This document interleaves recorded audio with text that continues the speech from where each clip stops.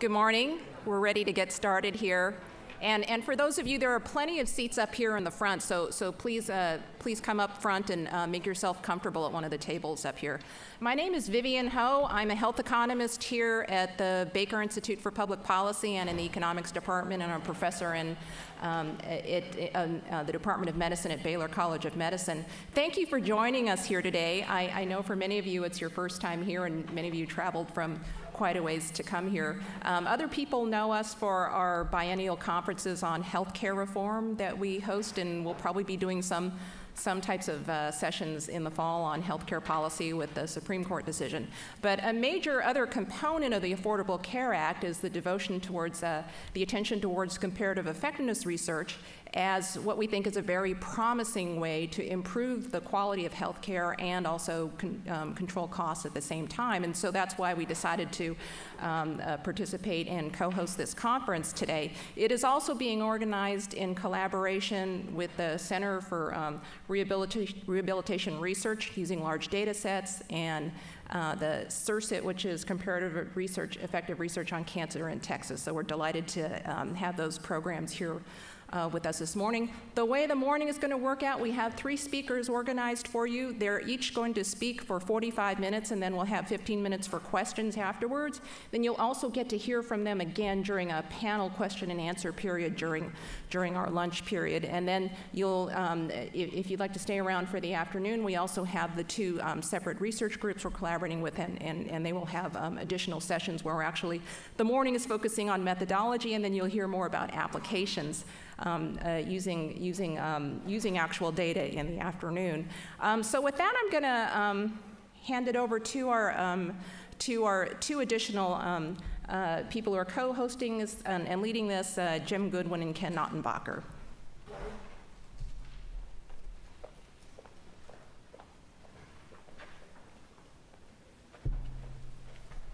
Thanks, Vivian. I'm Jim Goodwin.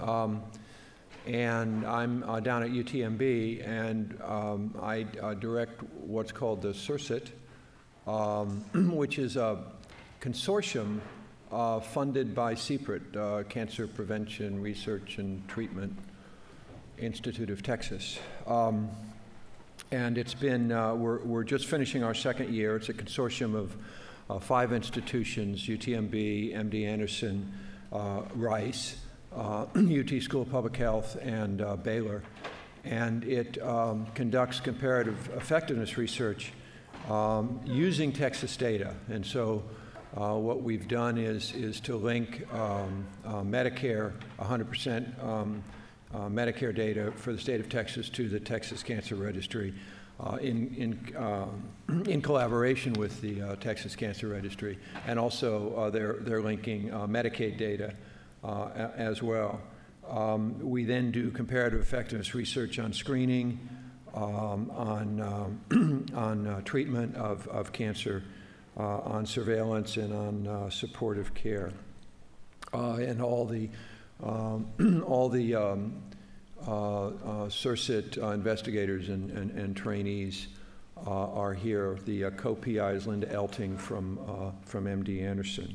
We have, the other thing we do is training junior faculty, and we have a number of junior faculty in training in comparative effectiveness research.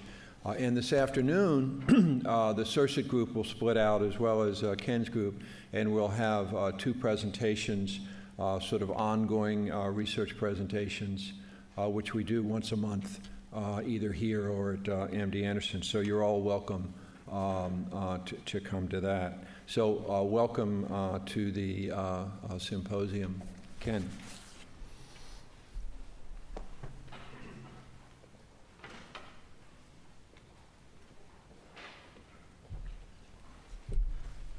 Good morning, everyone. My name is Ken Ottenbacher, and I'm from UTMB.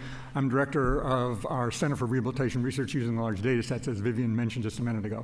And I'd like to begin by first welcoming our speakers. We have 3 really outstanding speakers for this morning, and I appreciate them being here. They're very busy people, and I think we're going to have a wonderful presentation about large data sets and methodological issues related to large data set research. I'd like to also thank all of you for being here, because I know everyone is busy. You all have commitments on your time, so we really appreciate your attendance. But I'd particularly like to thank Dr. Ho and the faculty and staff associated with the Baker Institute. This conference isn't just interdisciplinary, it's also interinstitutional. We're several institutions involved in helping to support this, and the Baker Institute and the folks here at Rice have just been wonderful in terms of helping to put this together and organize it, so I thank them very much. We also have a training program with our grant. It's supported, our grant, I should mention, is supported by an NIH R24 grant through NICHD and the NINDS, and I want to acknowledge them. And as part of the grant, we have a pilot project program. So we fund pilot projects, and currently we have eight pilot projects funded. And our pilot project awardees and investigators are all here today. We have 8 of those projects funded, and they're funded from around the country. And in the afternoon session, if you come to our session, you'll hear them talk about what they're doing with their research and the status of their pilot projects. So again, thank you all for being here, and I'll turn it back over to Vivian, and we'll go ahead and get started.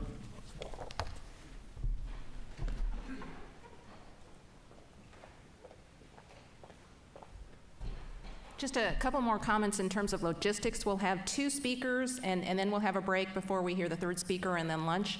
When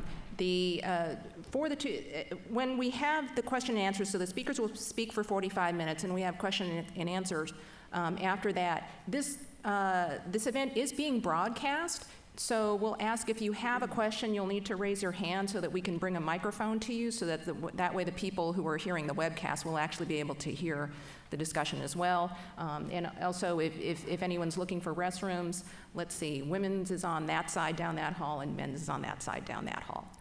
All right, so with that, we're going to get started with our first speaker, Mary Beth Landrum, and we're delighted to have her coming here and joining us. She's in the Healthcare Policy Group at Harvard Medical School and has been there for several years now.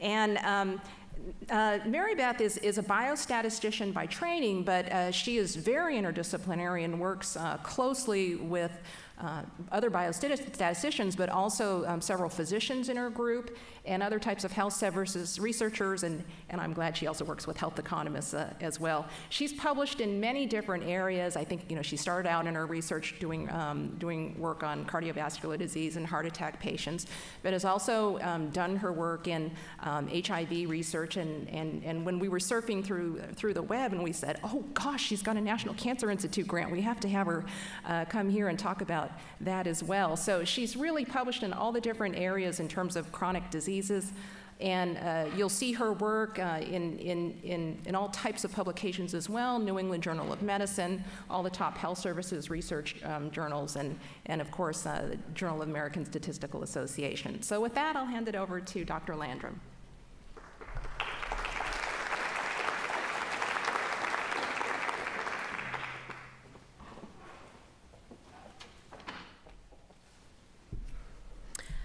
Thanks, Vivian. Thank you so much for inviting me and being a great host. I've been really looking forward to this conference, and I appreciate the opportunity. So I'm going to talk about the grant that was funded a couple years ago to look at the use of geographic variation to infer treatment effectiveness. And I'm calling this a cautionary tale. I'm going to tell a little story about how hard it is to do comparative effective research in population-based data sets, is basically what I'm going to tell you. And some ideas that we have of hopefully kind of moving forward in the field. I want to thank my colleagues, Nancy Keating, Elizabeth Lamont, Amitav Chandra, Ellen Mira, and Alpha Yansane at Harvard and Dartmouth, and of course the NCI who funded this work. So many of you have seen a graph like this. This is from the Dartmouth Atlas that shows starking geographic variation in intensity of medical care. So this in particular is the number of inpatient days in the last 6 months of life among Medicare beneficiaries. And it ranges from kind of the West in, 5-ish days in the last 6 months of life to kind of the Miami area and in the South and in some of Texas in almost 20 days. And so this is really familiar, and the question is, well, what does geographic variation have to do with comparative effectiveness research?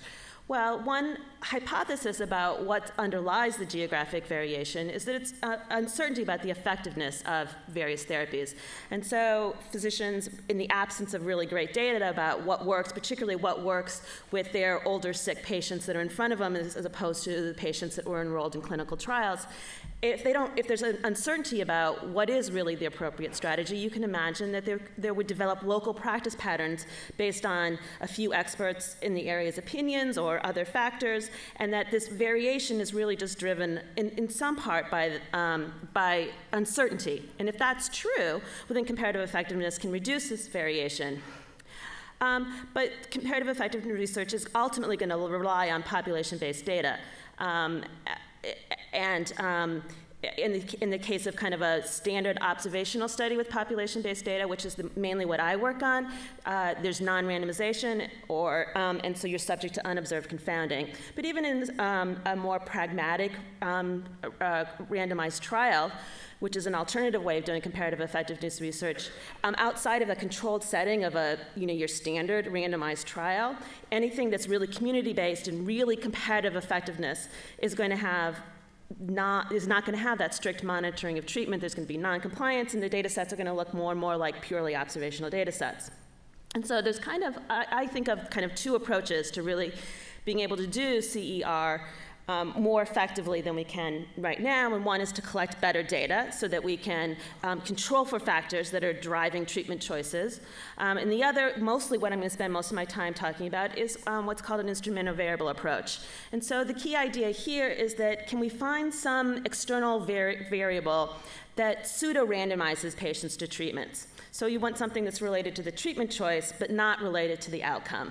And so the idea here, and this has been done in the past by, I've done it and other researchers have done it in cancer and cardiovascular disease and others, can we use geographic variation to infer effectiveness? So the idea is if practice patterns are what's driving, local practice patterns and variations of opinion are what's driving geographic variation, and if people look largely the same across areas, then we can take an area that has a high use of a treatment and compare the outcomes in that area to an area that has low use of treatments to infer the effectiveness of that treatment.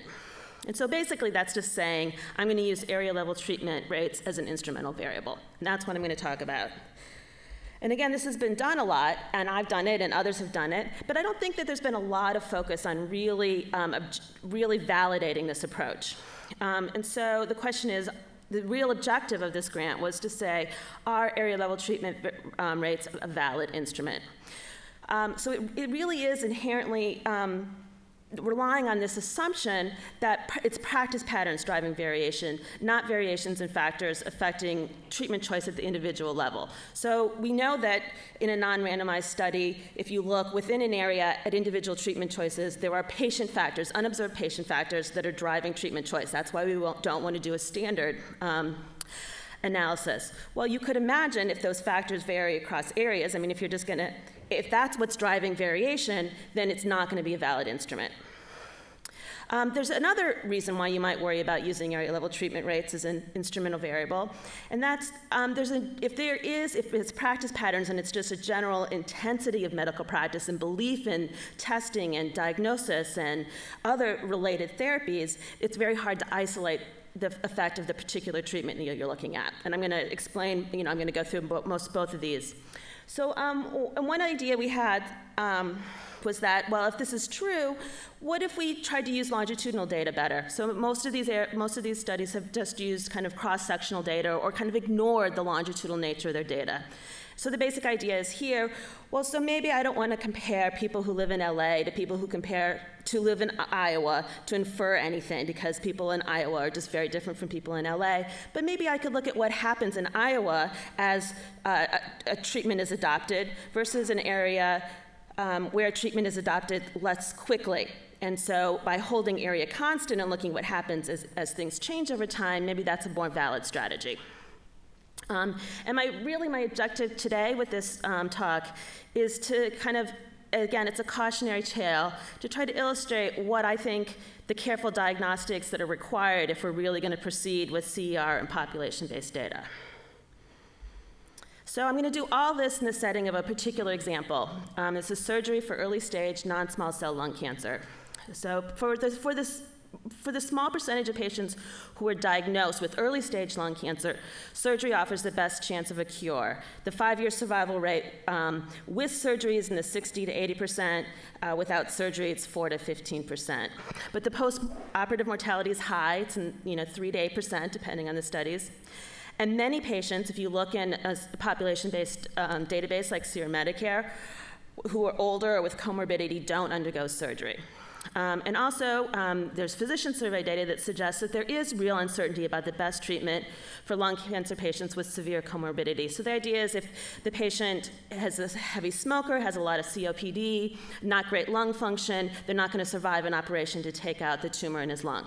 And so, so that's the decision. Do you operate, take out this tumor, which is his best chance to survive the lung cancer, but what if they don't survive the surgery? So that's kind of the treatment decision, and there really is uncertainty about what to do in this kind of older, sicker population.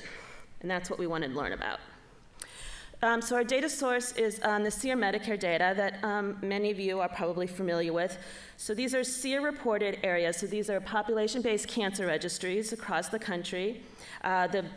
The red states, or the red areas, are ones that have been operating since 1992, and SEER expanded in 2000 and added some other states. And so this is this is what we're going to be comparing. This is the data set we have. So we're going to be comparing people in California, Utah, New Mexico, Iowa, some people in the Northeast, some people in Seattle. In the cohort we have. So again, this is cancer registry data, so we have very detailed information about the cancer and when the patient's diagnosed. It's been linked to Medicare claims data, so we have information about comorbidity and other information. And so our cohort, we have a little under 20,000 patients who are over 65 that were diagnosed with stage 1 or 2 non-small cell lung cancer. In the instrument, we're going to look at the rate of surgery within their hospital referral region. In hospital referral regions, there were about 300 of them in the country. They were defined by Dartmouth based on observed referral patterns within an area. So there were 39 HRRs in the original SEER areas. And so our sample size ranges from about 40 to 2,800 lung cancer patients within each of these areas. So the first analysis we did that we published, we looked at, so this bar graph just puts areas into quintiles according to surgery rates in the area.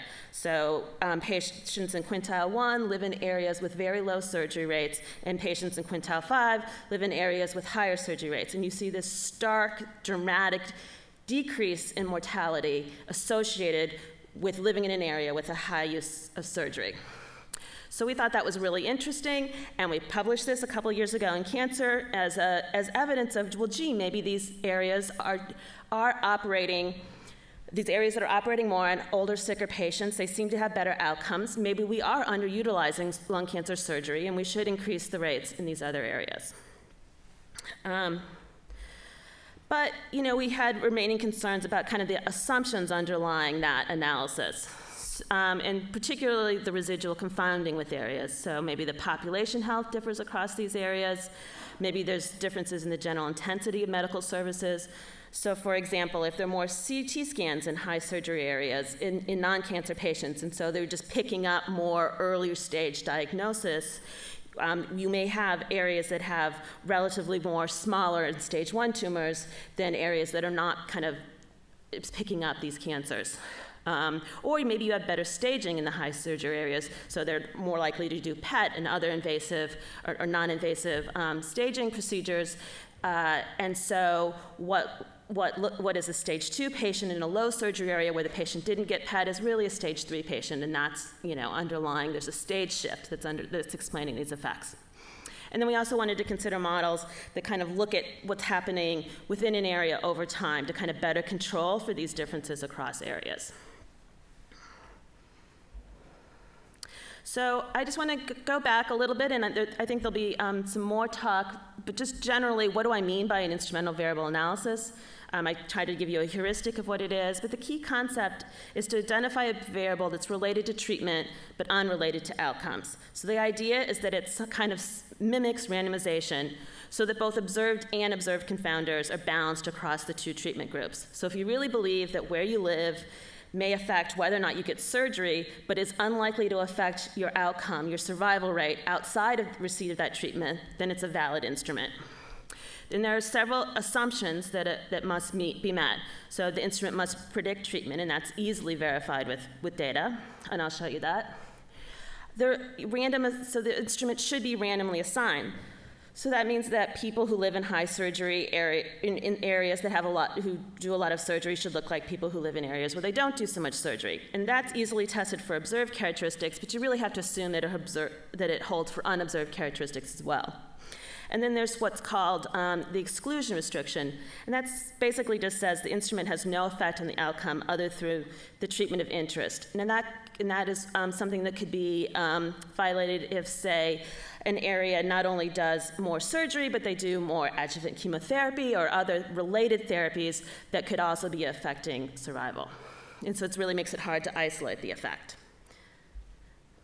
So we thought a little bit about, okay, well, how do we do these IV estimates and how do we do causal effects in geographic data? And we think of 3 different settings and 3 different analyses that we compare. The first setting is, let's assume that we've observed everything that underlies the treatment decision, both at the individual and the area level. So there's no unobserved confounding. And if that's the case, we can balance whatever differences there are in observed characteristics using standard regression models or propensity score approaches and estimate the treatment effect. Now, we think that is probably not true. These are people who are deciding to forego what is curative surgery for their lung cancer. And while we observe a lot of information in the SEER Medicare data set, we are unlikely to observe everything. So setting number 2 is, well, there's probably unobserved confounding at the individual level that we will not be able to balance and control for. But let's assume that there's no unobserved confounding at the area level, so that people who live in Iowa are generally similar to people who live in LA. And that way you can use area as an instrumental variable. And then the third setting is, well, people in LA are not the same as people in Iowa, but over time they're kind of the same. And so if we hold area constant, if we put what are called fixed effects into these models, and we look at how changes in treatment are related to changes in outcomes, then that might be a better strategy. And so we've looked at all 3 of those strategies. So in that sense, in the third setting, the instrumental variable is the change in the treatment rate. So now I want to kind of go through an assessment of these assumptions. So first, is there geographic variation in surgery rate? There is, as there is on many things. So here, again, we've looked at kind of 5 quintiles of areas according to how likely a patient is to get surgery. In quintile 1, between 38 and 58% of all patients with early stage lung cancer receive surgery. Those areas include West Texas, Albuquerque, rural Georgia, Detroit, an area in the Pacific Northwest, and Hartford, Connecticut. If you go all the way down to the highest quintile, between 72 and 78% of the patients got surgery. That includes LA, Bridgeport, Connecticut, Utah, and Iowa. And so you can see that while obviously the areas in quintile 5 are different than quintile 1, there are people from Connecticut kind of all over the place. There are people from the Pacific Northwest kind of all over the place. And that gives us a little bit of confidence that maybe there is kind of a little bit of pseudo-random variation going in when you compare across intensity of surgery. There's also variation in changes in the surgery rate. And so generally, surgery rates are increasing over this time frame. In the first quintile, they're basically held steady. And these are both areas that were kind of low all over, like rural in the whole time frame, rural Georgia, Everett. But there are also places that kind of started in the middle and stayed in the middle, like Seattle. And then you go down to the fifth quintile, these are areas where the surgery rate increased by about 10 percentage points or more over this time frame. That includes, and this includes not the same areas that kind of were high overall. This includes San Francisco, Salt Lake City, Hawaii. And so again, there's kind of variation in terms of geographic location across these quintiles. So the first thing you must, before you do an instrumental variable analysis, is that you must determine whether or not your instrument predicts treatment. Well, not surprisingly, whether or not how many patients in your area receive treatment predicts whether or not you're going to get treatment. And so that's just verified in this graph. From quintile 1, you go from 56% to 73%. The other thing you really worry about is how strong this variation is, because basically, when you're doing an instrumental variable analysis, you're only taking that variation from the 56 to 73. That's really all the variation you can use. And so you want that to be as big as possible so that you can best identify your treatment effect. And I didn't show you this, but changes in the area of your treatment rate are also predictive of whether or not you're going to get treatment, and I don't have a graph for that. So then it gets a little bit harder. Well, so here now I'm looking at what you would call scenario 1 versus scenario 2. So I have grouped patients according to whether or not they received surgery or not. That's the first 2 columns. And then I've grouped patients according to the rates of surgery in their area. So as we suspect, as we would have imagined, people who got surgery are younger, they have less COPD. We also, some of the nice things you can do with things like SEER Medicare data is that we looked in the DME files, the durable medical equipment files, and we looked for claims for oxygen and respiration supplies. And so that's kind of a nice way of kind of getting severity of COPD. And again, that's very different when you look at an individual level. There are racial differences that have been documented, and there are differences in income. In SEER Medicare data, you don't have individual income, but you do have their zip code or the census tract that you can link to.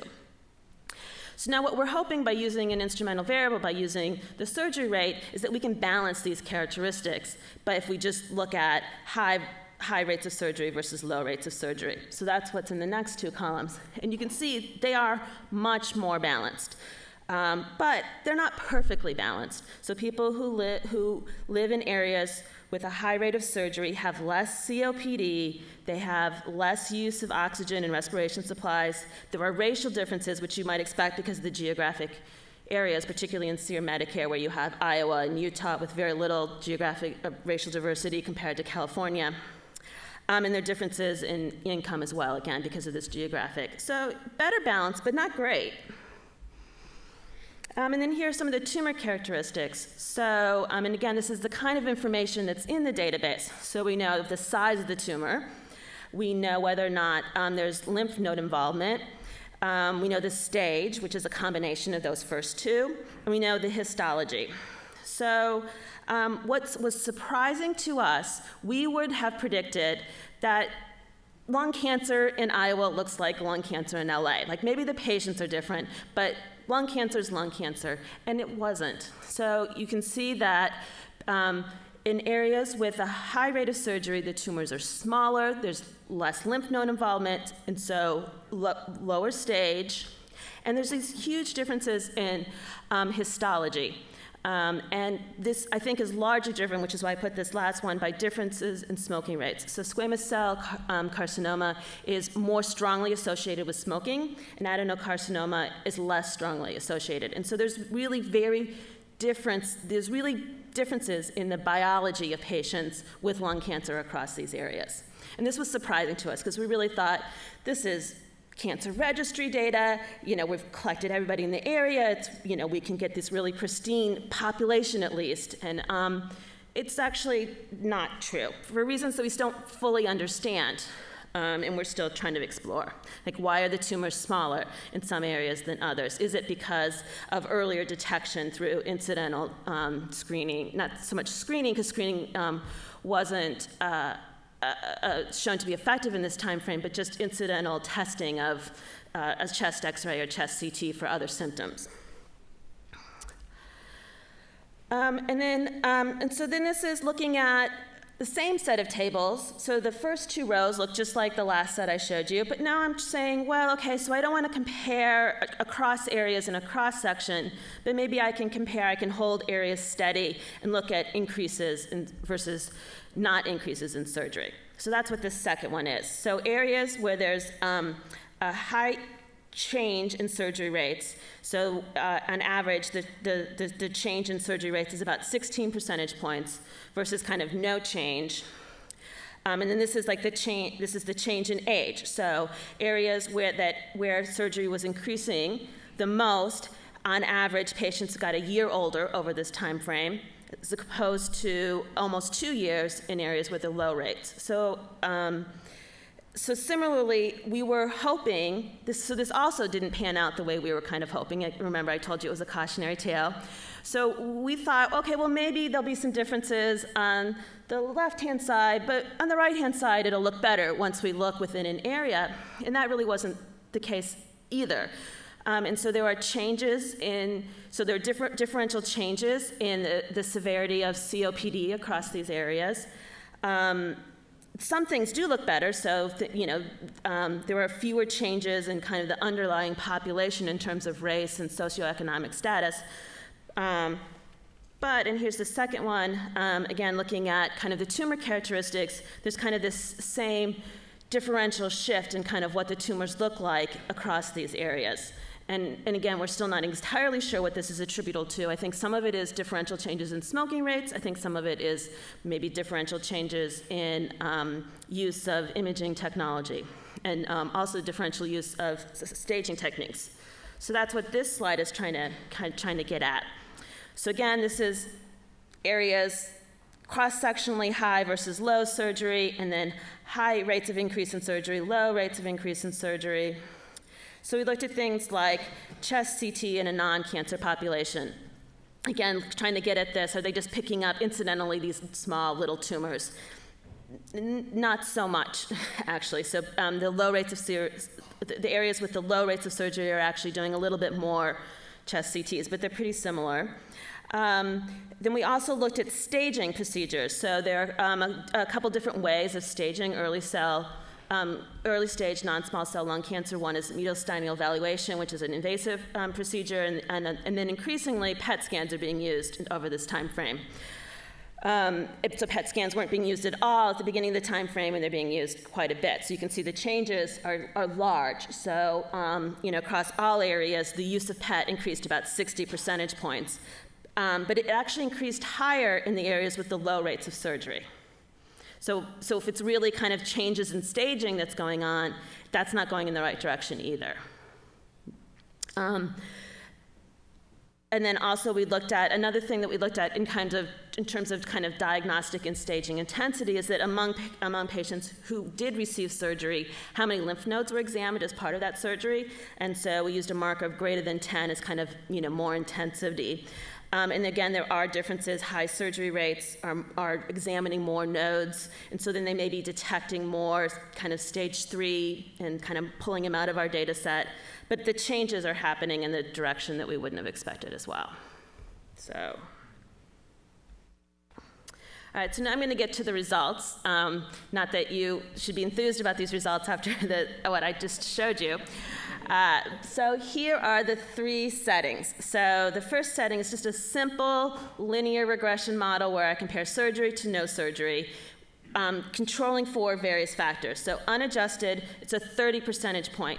So this is big. So this is basically saying unadjusted, if I just look at people who receive surgery, mortality at 1 year is 15%, and if they don't get surgery, it's 45%. So that's what that 30 percentage point means, and we can estimate it really precisely with this big data set.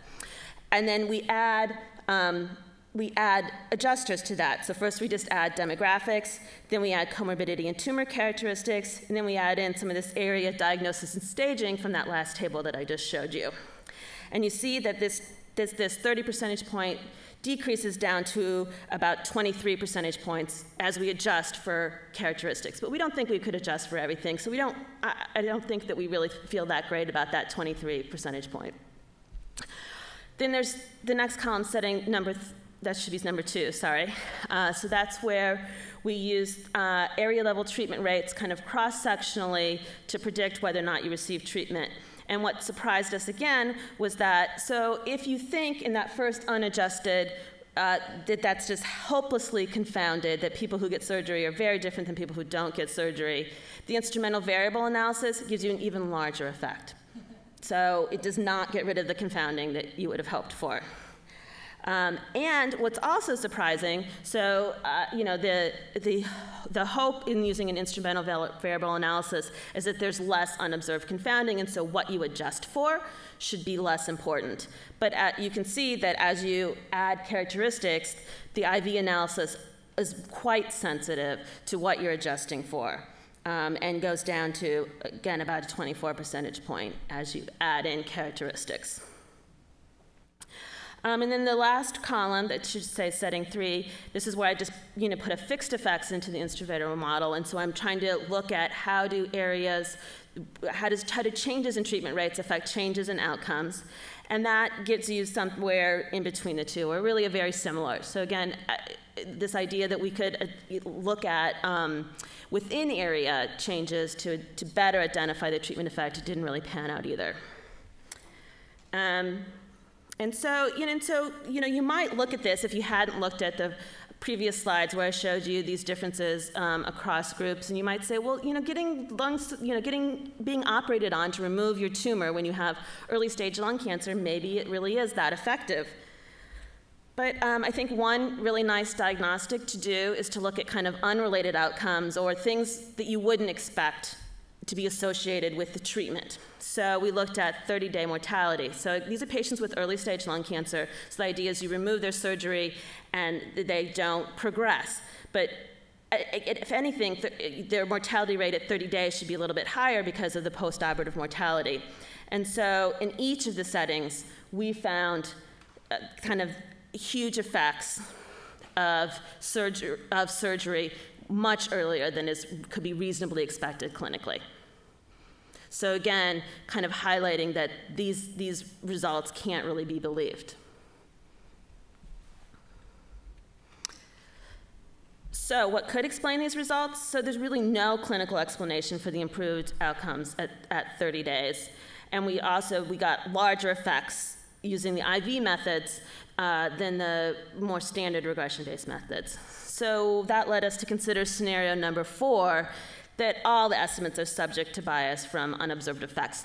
Not only are areas different, but there are things happening in these areas over time at differential rates. And so basically all of these estimates are wrong. And so where we're going with that is to try to address this with external data. So again, kind of the two strategies, I think, to really do CER in population-based studies is to collect better data and get really good data. And then also, try to find external data. So external data can either be used for adjustment or it could be used maybe as a different instrument. And so what I'm wanting to talk about is kind of better data for adjustment. So in some cases, we can use additional data that we can bring into our actual data set. So we can look at changes in smoking rates in the area using things like the BRFSS, and so that we're planning on doing.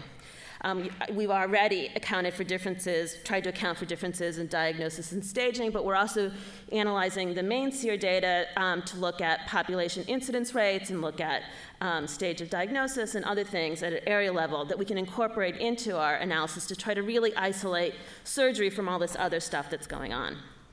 And then what I want to talk about next are what are things where you have some external data, but you can't directly link it into your data set and use it in your analysis. And so what I call these are more sensitivity analyses. And that, I want to talk about a different data set, the CANCORS data set. So let me tell you a little bit about that. So this is another population-based study that I worked on, where the idea, again, these are geographic variation sites. This is a large NCI-funded study that linked population-based data from Northern California, Los Angeles, from the CRN networks in the Pacific Northwest and Hawaii and Detroit, some VA centers, the entire state of Alabama, the entire state of Iowa, and parts of North Carolina.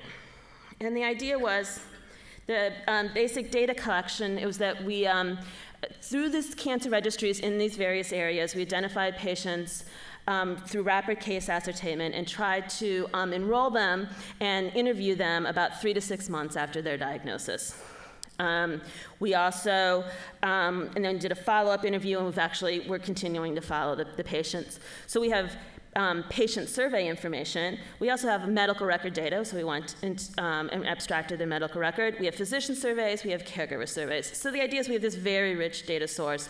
This is a much smaller population, so it's hard to do comparative effectiveness research within this data set, but it could really tell us some interesting things about how patients differ and what are the size of the unobserved confounders.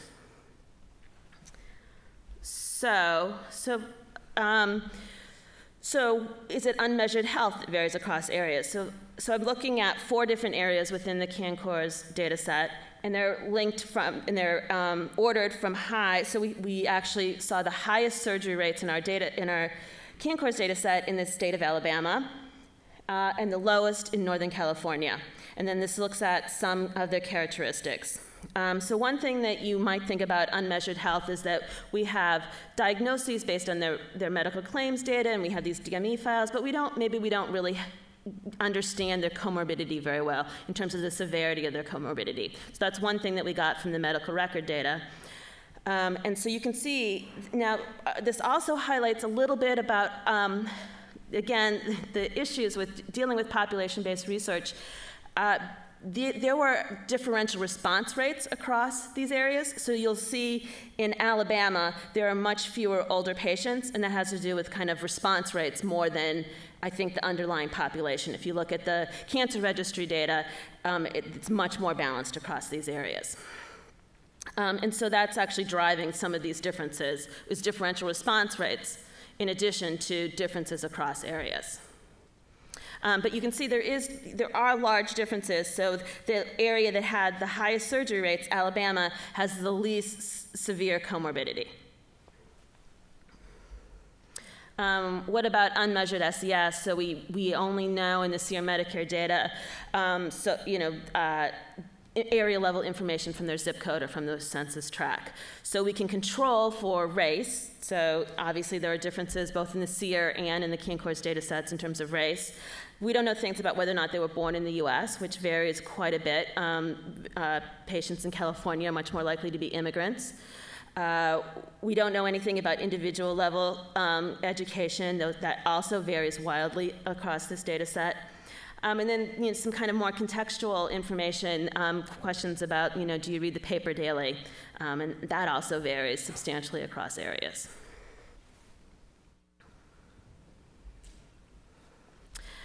And not only that, patient beliefs and preferences are varying across these areas. And so the first question is, before you were diagnosed, did you believe lung cancer was curable?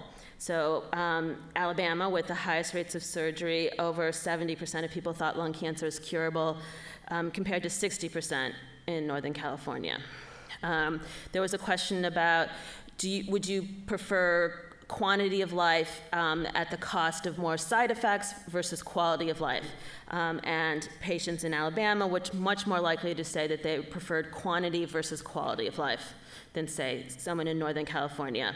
And similarly, there's a question, would you prefer quantity of life at any, I can't remember exactly how it's phrased, but despite the cost. And again, people in Alabama have more aggressive beliefs. Now, whether that's because their interactions with their providers, or whether that's because, again, this is a sample of patients who have just recently interacted with their providers. This is 3 to 5 months after diagnosis, not a sample of patients, from these geographic areas. So now I want to talk a little bit about sensitivity analyses and how we go about doing these. This is as mathy as I get, I think. So these are really just back-of-the-envelope kind of computations. So I assume that there's some unobserved variable, like whether or not the patient has a college degree, that I didn't observe, that But if I had observed it, then all the unobserved confounders would go away. And so I can update what the bias would be. And one thing that's not well understood, or it's understood among some people, but I think not as much among health services researchers, is that IV estimates are much more sensitive to these unobserved effects. Now, we expect there to be smaller unobserved effects in the IV. And this just kind of shows you why. And so say you have a binary instrument and a binary confounder.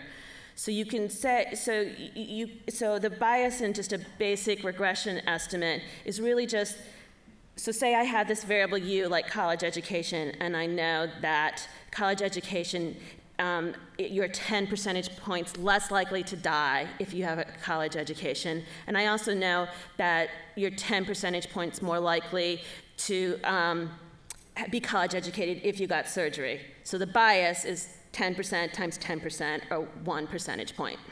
Like that's, and you can subtract that. So that's really that simple.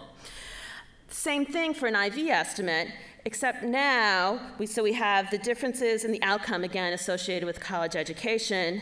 Now we're multiplying it by something different. This is a difference in the percent of people with a college education across areas. So that might be smaller, even though I use the same symbol, it might be smaller than the one up above. But I'm going to take this product, this 1 percentage point, and I'm going to divide it by, this is really the strength of the instrument in the bottom, in the denominator. So this is the probability that you get treatment in a high surgery area minus the probability of treatment in a low surgery area. So that was about 16 percentage points, if you remember. So I'm going to take this 1% and I'm going to divide it by 16 percentage points, and it gets much bigger. So let me just show you that. So again, I have the OLS estimates, which when I controlled for everything was a 23.6 percentage points difference.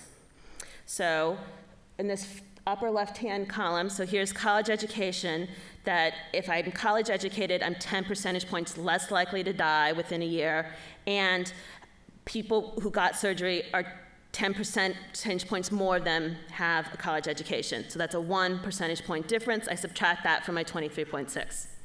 So similarly, if you go kind of diagonally, I can totally wipe out my OLS estimate if there's a variable that has a 50 percentage point increase in mortality. That's huge. And a 50 percentage point difference between surgery and no surgery. So that's a pretty big effect to wipe it out. And you can, in moderate effects, certainly decrease it, up to 2/3 or even more. But it has to be really big to kind of wipe it out. Here's the IV estimate. So again, we get kind of the same estimate, minus 24.4. But now, if you look at the 10% column, I took that 1 percentage point and I divided it by the difference in the treatment rates, and it has a much bigger effect. So now, instead of just the bias just being 1 percentage point, the bias is 7 percentage points. And so while we expect, when you look across areas where you look, the instrument should be more balanced, they're never exactly balanced, and these small imbalances can really matter. And the imbalances you observe, you can control for, you can put in your model, but the imbalances you don't observe, you can't. And your estimates can be quite sensitive. And so it takes much less to wipe out the effects.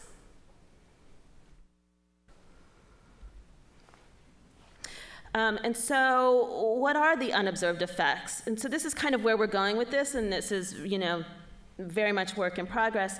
So we have the Keen-Coors data to kind of get an estimate of what are the sizes of the unobserved effects. So something like education is really only about 3 percentage points, and it has a 4 percentage point difference in mortality in the Keen-Coors data set.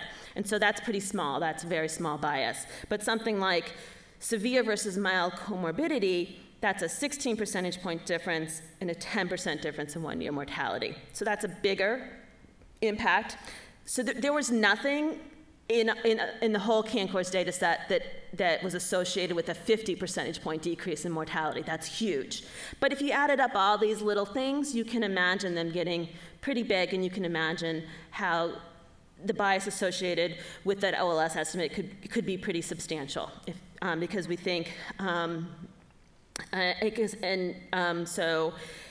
Income is also a fairly large effect in terms of surgery, no surgery, and mortality. And then we have some interesting things in the CanCourse data set. There's a question about, it's from a fatalism scale that's really about, do you think if it's your time to die, you're going to die? Do you accept that bad things happen to you? And so there's actually not much difference in that in terms of surgery, no surgery. There are huge geographic differences, and that actually has a fairly large impact on mortality, kind of this, controlling for all the other factors. And again, preferring the quantity of life, so people who have kind of aggressive wants for their treatments were more likely to get surgery, and they did better. And so again, for the most part, the differences associated with the IV are smaller or in the wrong direction relative to the differences in the comparing individual level receipts of surgery. But they're not zero, and when you start multiplying by these mortality effects, it does show you how you could with a okay but not great instrument, you could get pretty wrong answers, which is what I'm trying to tell you I think we got.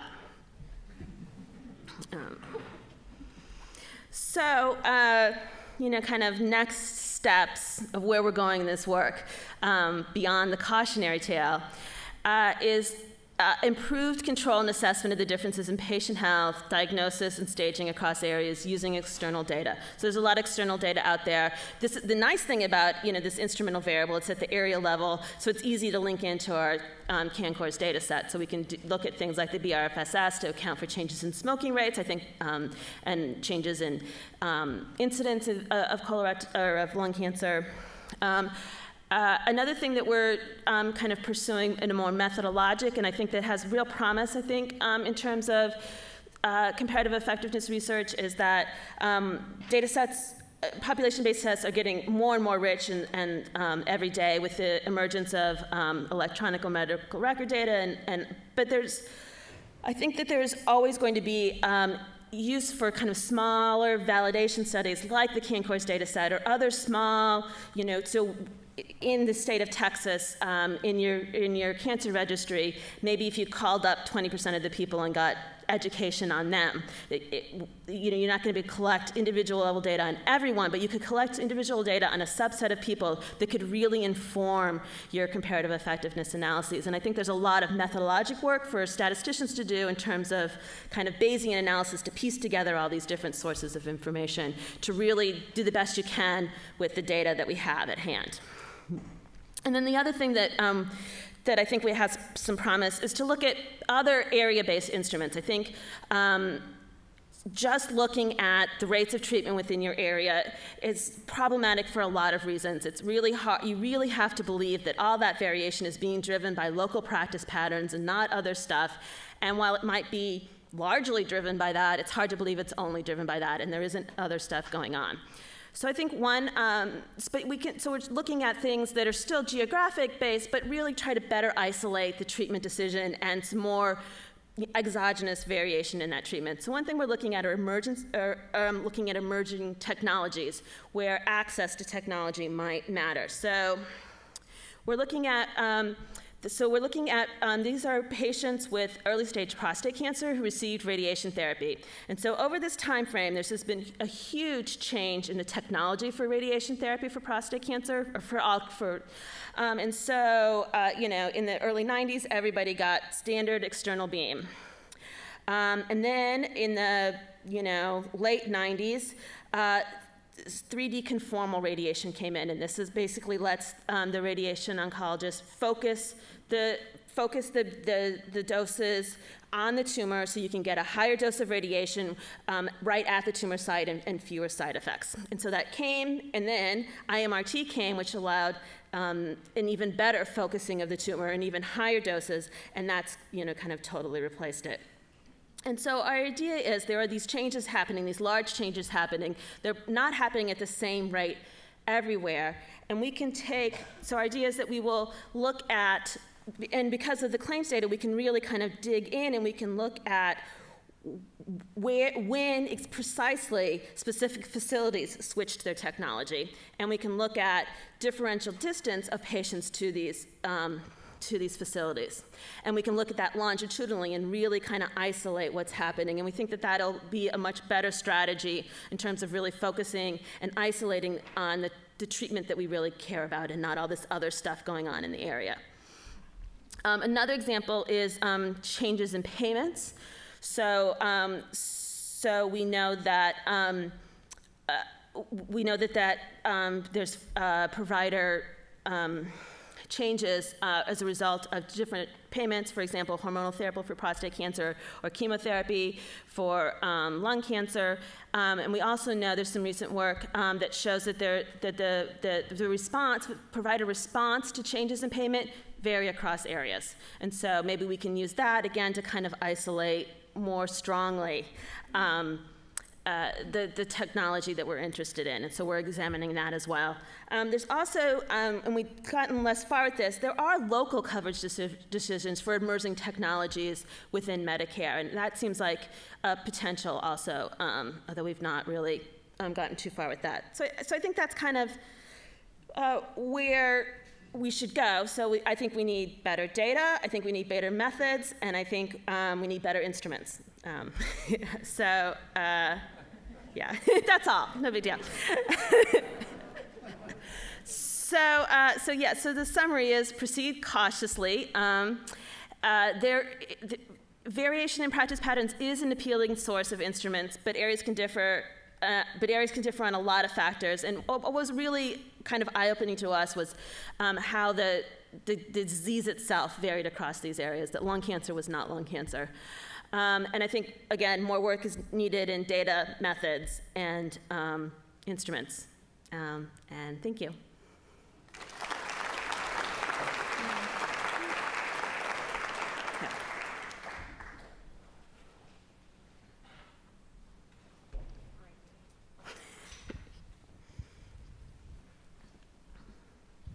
So Dr. Landrum, it's a very interesting presentation, and I'm impressed because it's such a large amount of data to work with.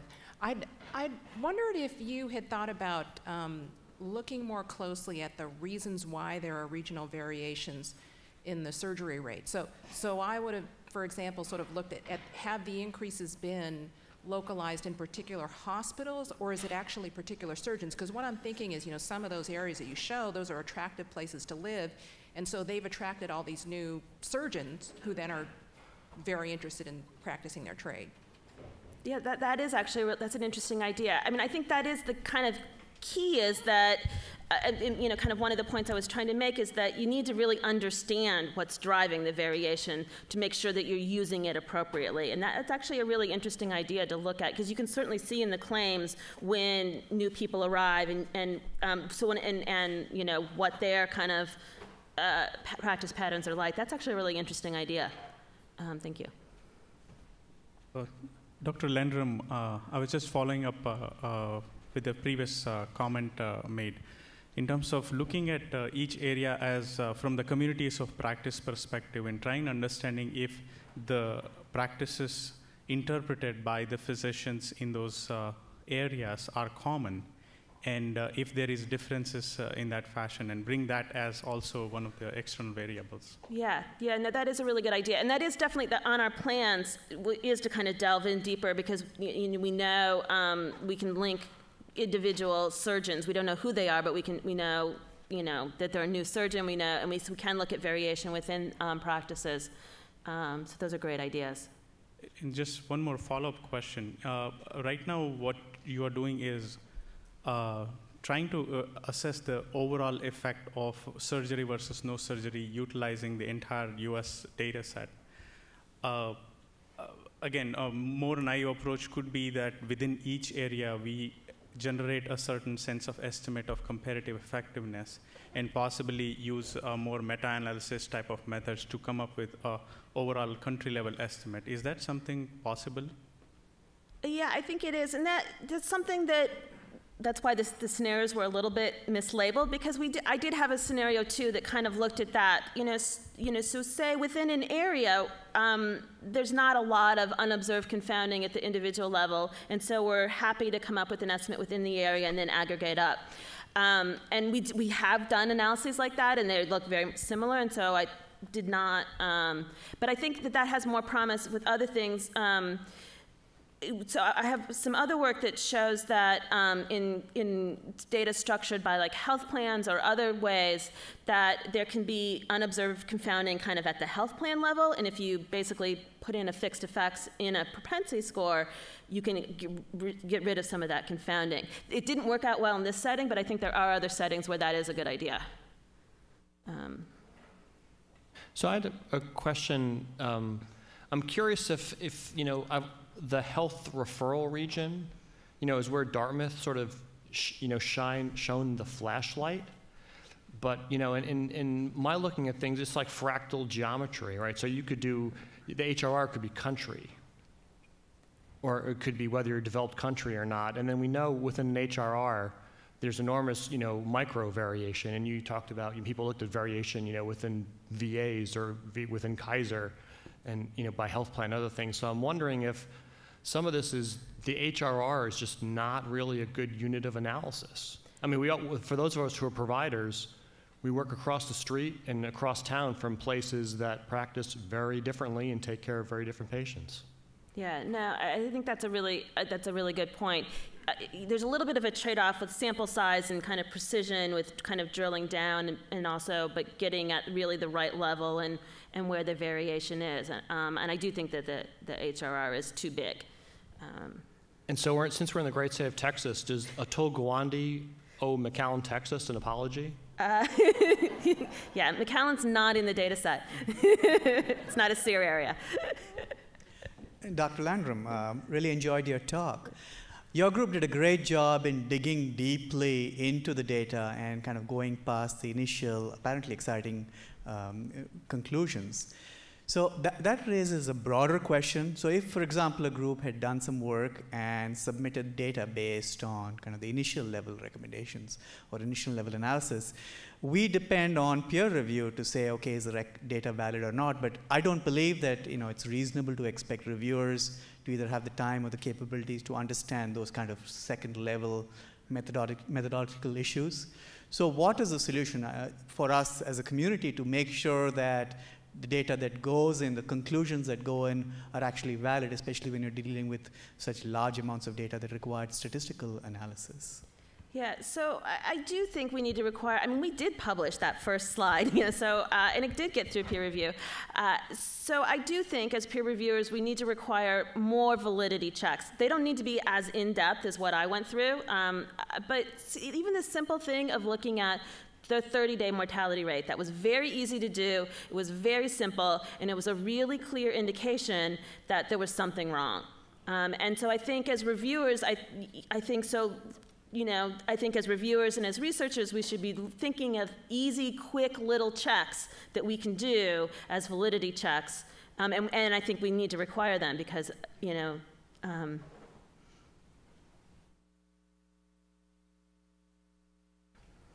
Yes, I'd like to know your, hello. Yeah. I'd like to know your opinion on how federal guidelines, especially now that we have the ACA, will affect these variations, geographic variations, particularly when we've got conflicting federal things like, do spiral CTs, but then we've got image wisely, and how are we going to well define individuals who need screening, who get the early stage lung cancer that can be operable. We've got some conflicting messages out there for the clinicians, and how is that going to affect, from the federal level, placing recommendations, if you will, to the clinicians, and clinicians now with EMRs having to do their own analysis of outcomes?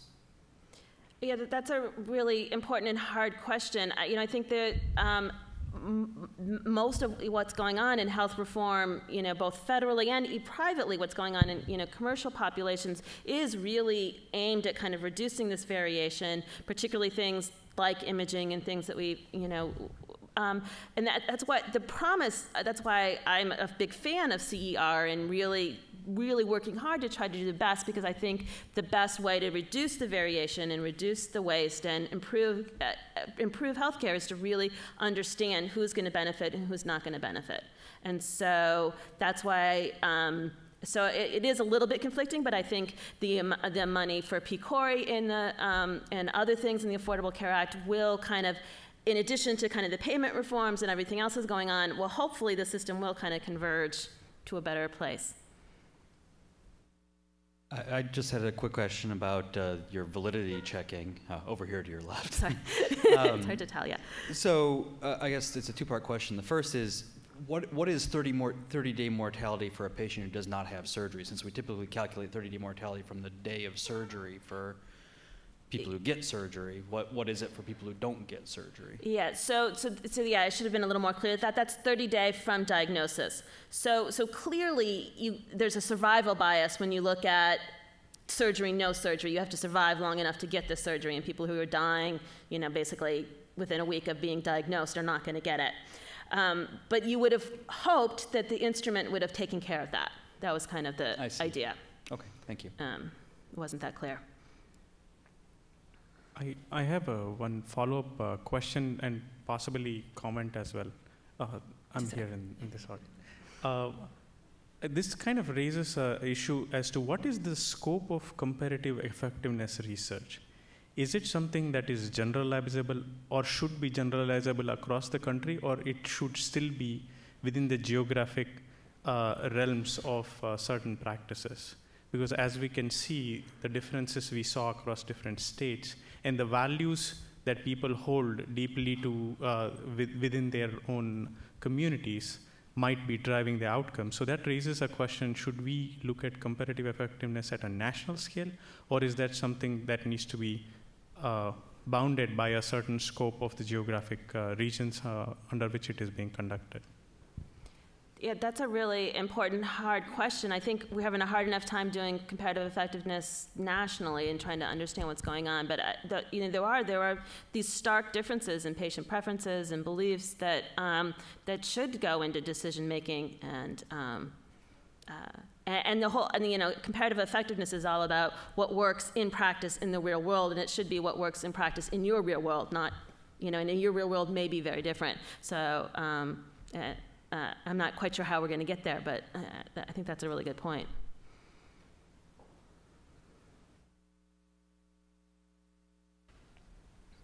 Yeah, hi. My comment was about the survival bias issue that you raised. And I used to work in cancer and now work in trauma surgery. And we do similar kinds of research in terms of looking at 30-day mortality. And I have been struck over and over and over again by how difficult it is to eliminate survival bias when you are using something like the surgical event to subgroup the patients, and then using a date of diagnosis to compare other patients. And I just wanted to say that for me, one of the central issues in comparative effectiveness research, especially that done on large databases, is the attention that I think we need to pay to the effects of time and sequence on these events. And when we do analyses that don't accommodate time, and maybe are not even survival analyses, don't take into account the time to events and don't take into account time-dependent confounding, I think that's at a peril. And I think it's evident, especially you described being surprised by the direction of the associations that you were finding in some instances. And that to me is a bit of a signal, just again, based on my experience, it's a bit of a signal that there may in fact be residual survival bias, so much so that it's reverse causation rather than what we would like.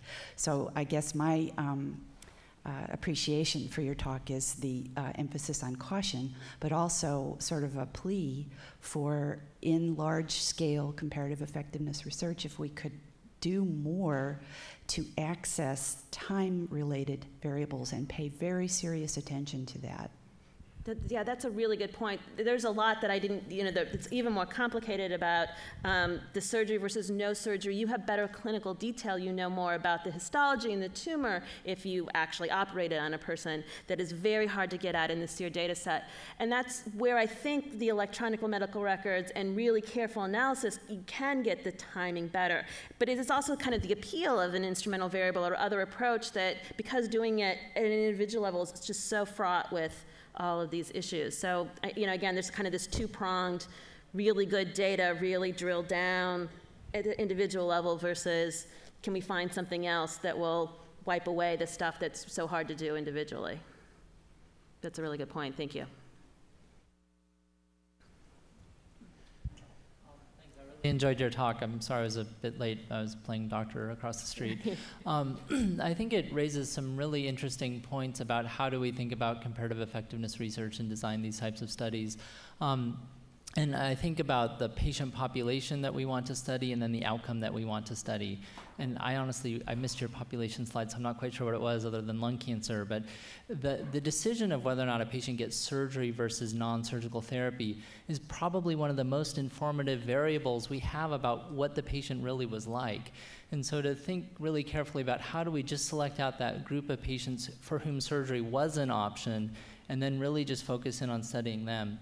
And then also we have to pick the right outcome because people die for lots of reasons and it's so hard to adjust for that. I've gotten a lot of mileage in my academic career looking at the outcome of subsequent mastectomy after treatment for breast cancer, which is a really nice outcome because people typically have mastectomies because their cancer comes back in the breast, and so it cleans up a lot of these unobserved confounders. And so I was just curious what your thoughts were about that as you think about the future of comparative effectiveness research. Yeah, no, that's a really good point. So I think this example is almost the hardest, because you're exactly right. Like whether or not someone gets surgery for early stage lung cancer is really about kind of their protoplasm and who they are, and so comparative effect is almost hopeless here. It is, and so I do think looking at by focusing on decisions that are less problematic. In treatments that are less problematic, you can go a long way. So one thing that we want to pursue is looking at alternative therapies for people who do not get surgery. So people who are not candidates for surgery. There's a lot of options, radiation and other options. And so again, that's among the people who a decision was made not to get surgery. How do their outcomes vary across? So yeah, thank you. I think that's right.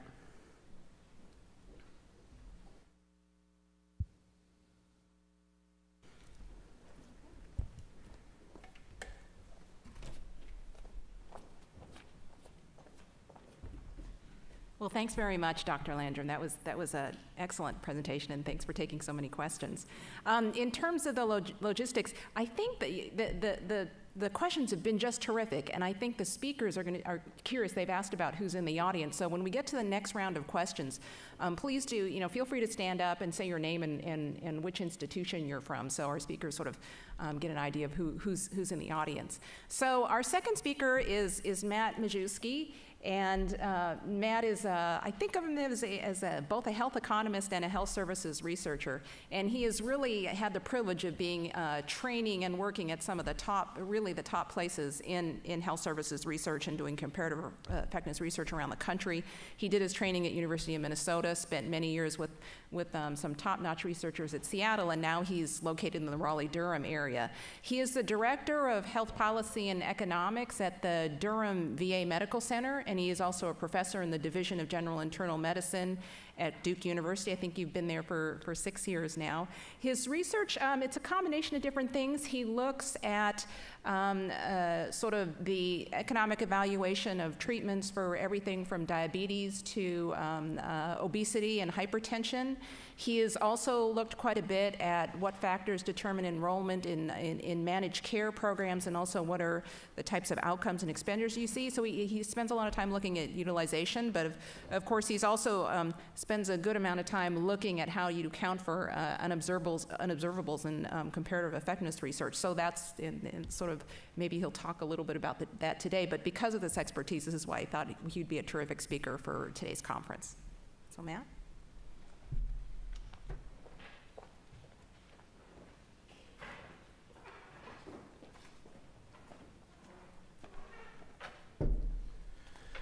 Thanks very much, Vivian. I really appreciate the opportunity to come speak with you all today, and want to thank Mary Beth for that really great presentation, because many of us have done, there are dozens of instrumental variable-based analyses that have run on the shoals that she has, which, but you rarely get to see that because they don't often come to light of day because people find solutions to them, or publication bias results in them that not being presented. And so seeing behind the scenes of that kind of IV analysis is a real, I guess, rare privilege we all have, and I thought it was really helpful to see the challenges in trying to do that when you face that situation, because it often requires a lot more harder thinking than if you get the result you were expecting and proceed with everything else you plan on doing. I'm going to take a different tack. I'm going to step back, I think, and talk more about principles around study design and try to illustrate some of these things that I'm going to talk about with some examples, but not really structure the entire talk around a specific analysis that I'm doing at the moment. And so I want to thank you all for inviting us here on Friday the 13th. Okay, so just an outline of where we're going. Discuss a little bit of the motivation around quasi-experiments and experiments. Many of you may know about this, general context, and some of the history about what is, as I see it, the context in which quasi-experiments are really subject to a lot of skepticism in the medical community. And before I go any further, I want to ask, how many people in the audience have had formal coursework in quasi-experimental study design? Just a show of hands. Okay, so a fair number of you. And how many of you have a copy of Shadish, Cook, and Campbell study design book? Okay, yeah, okay. So if you don't have it, I highly recommend it. It informs a lot of what I'm talking about today.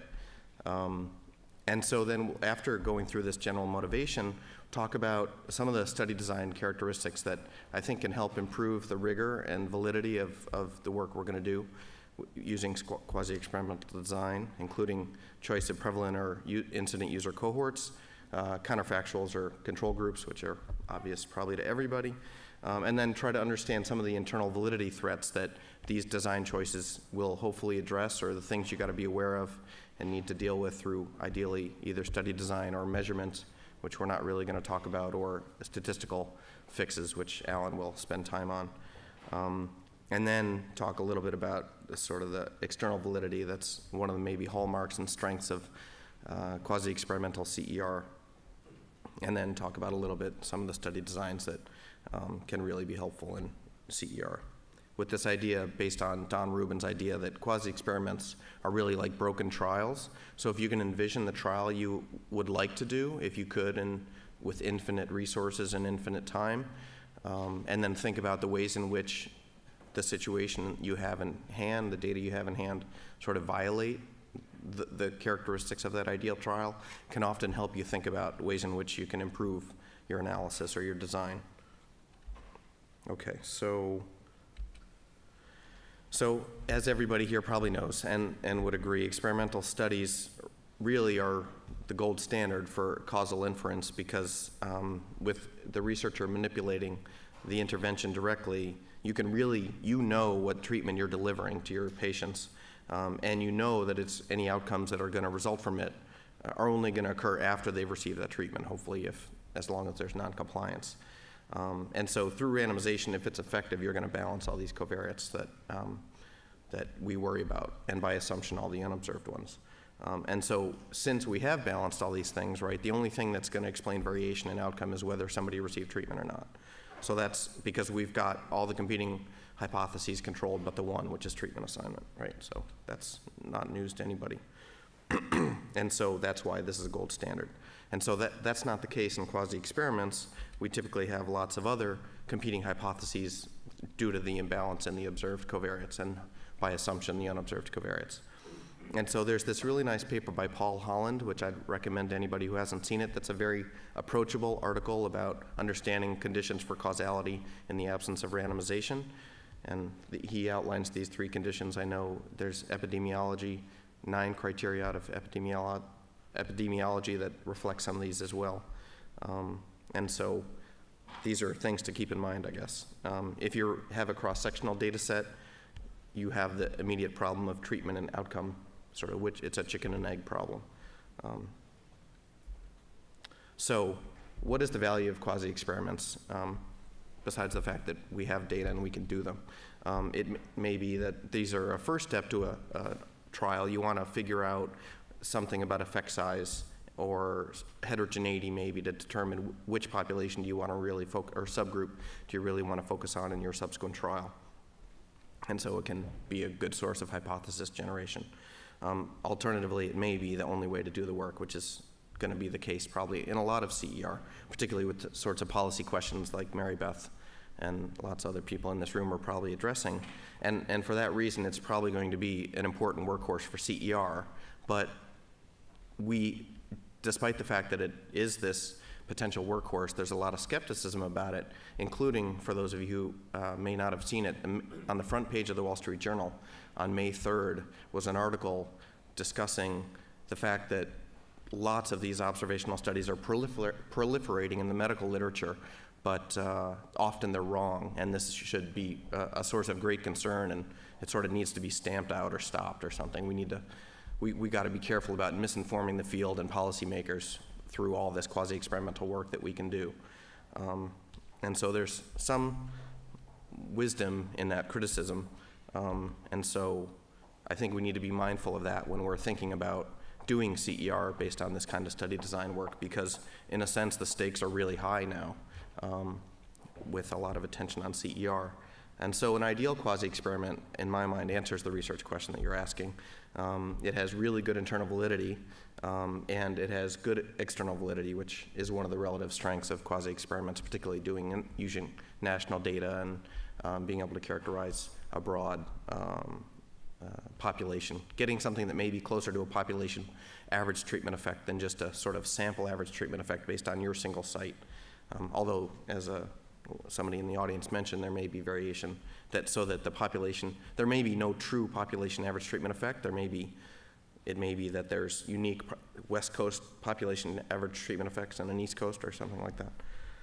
But there is great benefit in the external validity of the types of designs we can use with big databases. And so for those of you who aren't aware, internal validity is basically, how can we really know that Y is caused by X? And with randomization, we can know that because everything else is controlled, and so that's why the internal validity of trials is what its great strength is. But the generalizability of it is a bit of a trade-off, whereas maybe the opposite is the case in quasi-experiments unless you've got really good design, good measurement, good statistics. Okay. And so in my mind, and this is something I only sort of stumbled upon as I was finishing graduate school in 1998 and then starting my career, I was not at all aware of the hormone replacement therapy controversy. I heard people talking about it a little bit here and there, my biostatistical colleagues and epi colleagues and some physicians, but this conversation occurred as I looked at it, I think in the literature, mostly in the epi and biostats literature and some JAMA editorials and stuff. So it's my understanding, and be curious to hear what you all think, it seems to me that HRT, the hormone replacement therapy controversy, really sowed doubts about the value of quasi-experiments. And for those of you who aren't aware, there was in early 90s this meta-analysis of some range of observational studies showing that hormone replacement therapy was protective against coronary heart disease. And then a subsequent very large nurse health study, I think, was the Grodstein article, supported that earlier meta-analysis, and then the Women's Health Initiative trial came out showing that actually it's harmful. And through that, it really sort of was a damning indictment in some sense of the earlier observational-based work. And maybe we're all, I guess, carrying the burden of that prior work and that prior contradiction between the quasi-experimental and experimental work. And since then, there have been some systematic reviews that have looked at whether trials and observational studies generally concord in their results. And the 3 big ones that I guess I found is this Ioannidis article from JAMA 2001 found that basically did a meta-analysis of trials that looked at same interventions and same outcomes as a bunch of quasi-experiments. It's a really nice paper, and found that there was a lot of correlation between the odds ratios of the estimated treatment effects. However, the quasi-experiments tended to estimate larger treatment effects than the trials. And so the conclusion from the abstract was that discrepancies beyond chance do occur, and differences in estimated magnitude of treatment effects are very common. Although one thing that is to note here is, even though it wasn't statistically significant, the differences between the trials and quasi-experiments done after, I think it was 1984, tended to concord more so. It wasn't statistically significant, but maybe more recent quasi-experimental research is getting better. I don't know, I'd like to think so since I do it, but there's these two other meta-analyses that come away with a different take, slightly, I guess, in that it was systematic reviews, similar kind of structure as the Ioannidis article by Concato in 2000 New England Journal, and then a companion article by Benson and Hartz in the same issue that did a similar sort of comparison. And I call these indirect comparisons because they sort of did a meta-analysis, looked at the odds ratio and compared it from different studies that generate odds ratios, different investigators, different populations, and trying to line up the two sets of estimates. And their conclusions were basically that if the observational studies are well designed, that they did not systematically overestimate the magnitude of effects. And so that particularly studies after 1984 found that there was a lot of concordance. So to me, this is hopeful in that, and maybe a difference of opinion with the prior authors, but it suggests that maybe there is a fair bit of concordance, and so a lot of the time, quasi-experiments do get you an answer that mirrors what the trial gets you. So that's kind of encouraging, but it's conditioned on how well it's designed. The one thing that it doesn't answer is under what conditions, what kind of study design characteristics or measurement issues or statistical approaches are necessary to get this type of concordance. And there's a nice systematic review by Furlan in 2008 in the Journal of Clinical Epi that does try to do this kind of thing. So I'd recommend you read that if you'd like to try to go down this path some more. So I guess what I took away from these articles was that it seems like it is possible to generate causal inference estimates that are valid from quasi-experiments, but the study needs to be designed well and the measurements need to be well done. But where do we go from there? So really, I guess the point of my talk today is, what are the design choices that you have to consider to ensure that you're generating results from quasi-experiments that really are valid and get you as close to a causal inference as you can possibly hope. So I think there's 4 design choices that are really critical, and maybe everybody's aware of all this. So it's basically around your choice of user, whether you use an incident cohort or a prevalent cohort, your choice of control group, your pre-period measurement and post-period measurement, and then really the more thoughtful, I guess I'm trying to take this to heart myself in my work. When I got out of my PhD program in '98, I got to work with some great economists who taught me about IV methods, and that was a hammer and everything looked like a nail to me when I was using these big databases. And in having experience like Mary Beth shared with us today, have come to believe that design is a lot more important, or is equally important as the statistical method you're going to employ, because in some sense, if you mess it up in the design stage, statistics may not save you, I guess is maybe the bottom line of my talk. So thanks very much. So the first issue of incident and prevalent user designs. So there's really 3 cohort choices. There's a wedge design that incorporates both that I've never used, but so incident users or new users, where you basically define an index state where you're going to start observing time till outcome or something, and then you look in basically the difference between an incident user and a prevalent user is there some history of use prior to your index state, right? That's what differentiates them. If you have use historically of some kind, you're a prevalent user. If not, you're an incident user. And so there's some trade-offs in using incident user cohorts. They're well suited if you really want to characterize some acute events that occur, that you are known to occur shortly after the initiation of some treatment of some kind, and you want to really characterize that well, then incident user cohorts are the way to do that. because they really will capture events that should capture events that are occurring early in therapy.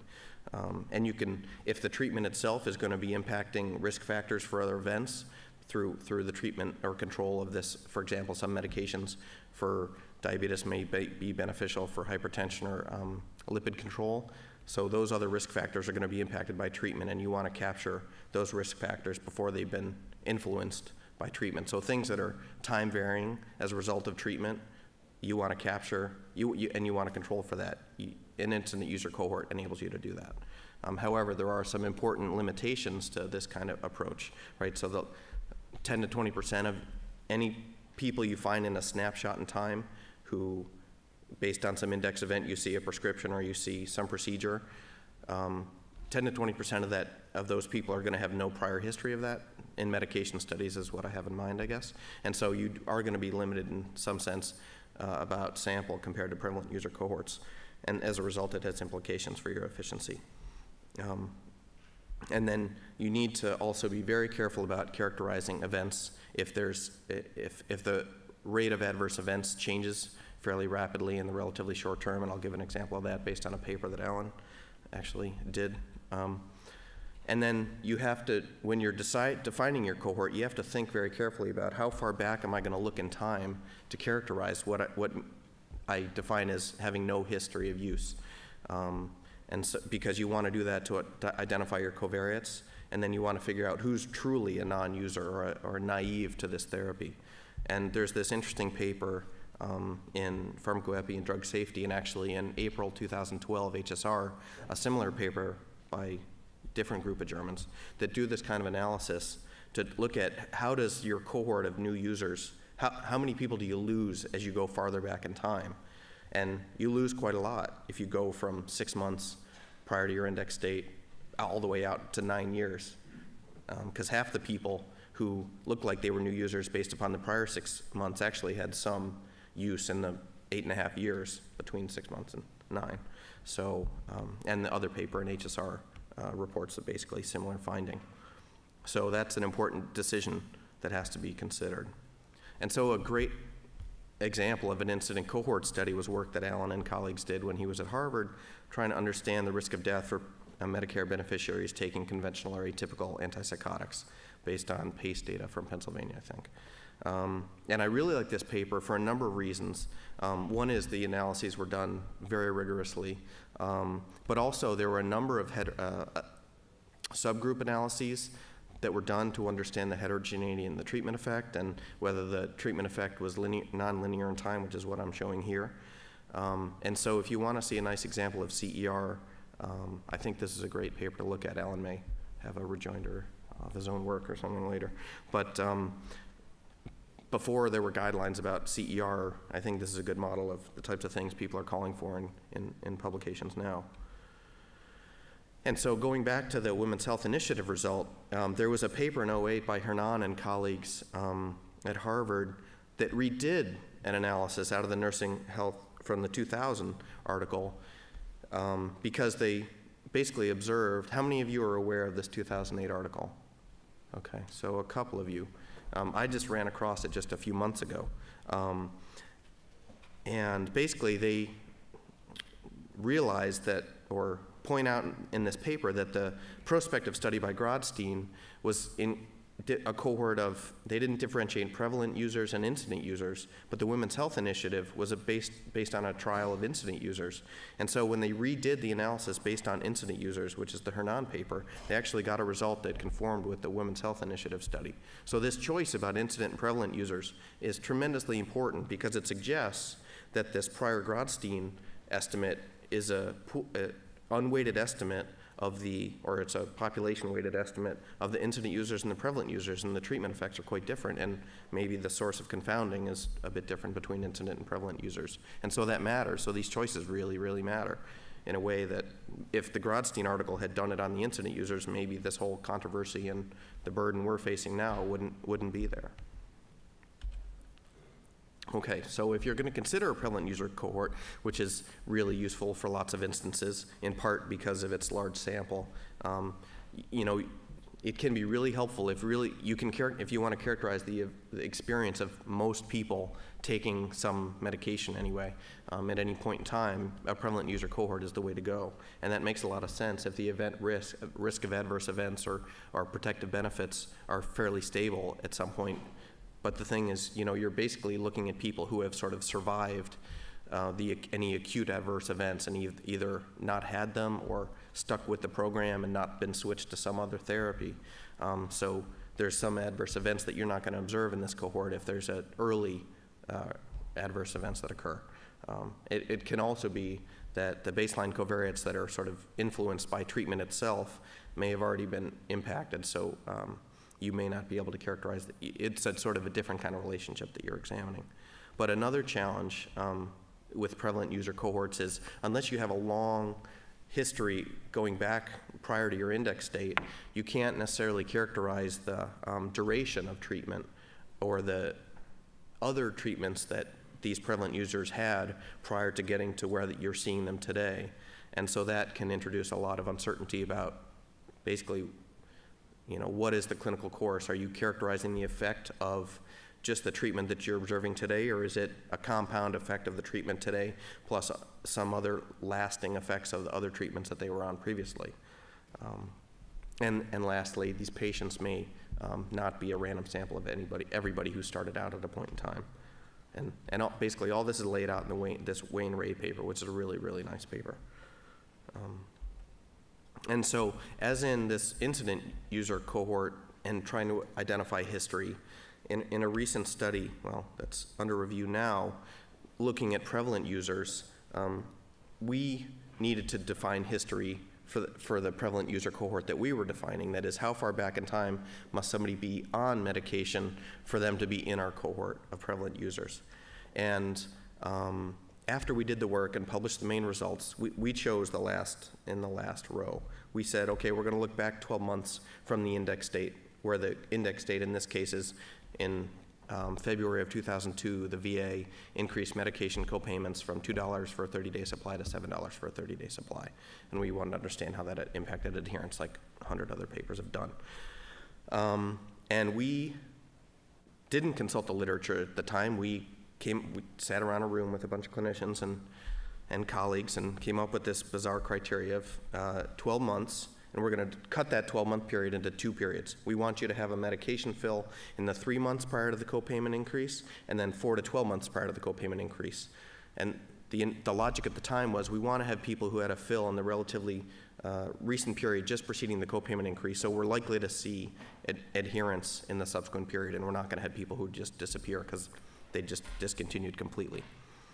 But then after we did this and published the original main results in 2010, we went back to look in the literature to see what other criteria are people using, and found that, and these are all observational studies of copayment changes, and saw that there's quite a range in the criteria that they're using. That is the duration of history that they look at, the number of intervals in that duration, the number of fills that they're requiring per interval, and then all these characteristics. And so these are basically laying this out.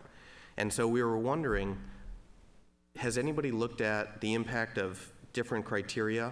Because you have some history, you have some universe or population of prevalent users, and you're going to draw, based on the criteria you choose, some subset out of that. You're not going to get everybody, because you're going to apply some criteria, and not everybody's going to satisfy the criteria. And in a way, it's sort of an unknown population, unless you do this multiple different ways and figure out, using multiple criteria, everybody who, you can imagine all the permutations that this is not all the permutations, right? You can imagine this would be 3 times longer maybe if you looked at all the permutations. And then, so you're going to get a unique sample. But the question is, are the results going to differ depending on which criteria you use? If anybody knows of such a study, would you let me know? We did this to try to understand whether the adherence results that we're getting that we published actually differed. We should have done this while we were doing the study before we published the results, but better late than never.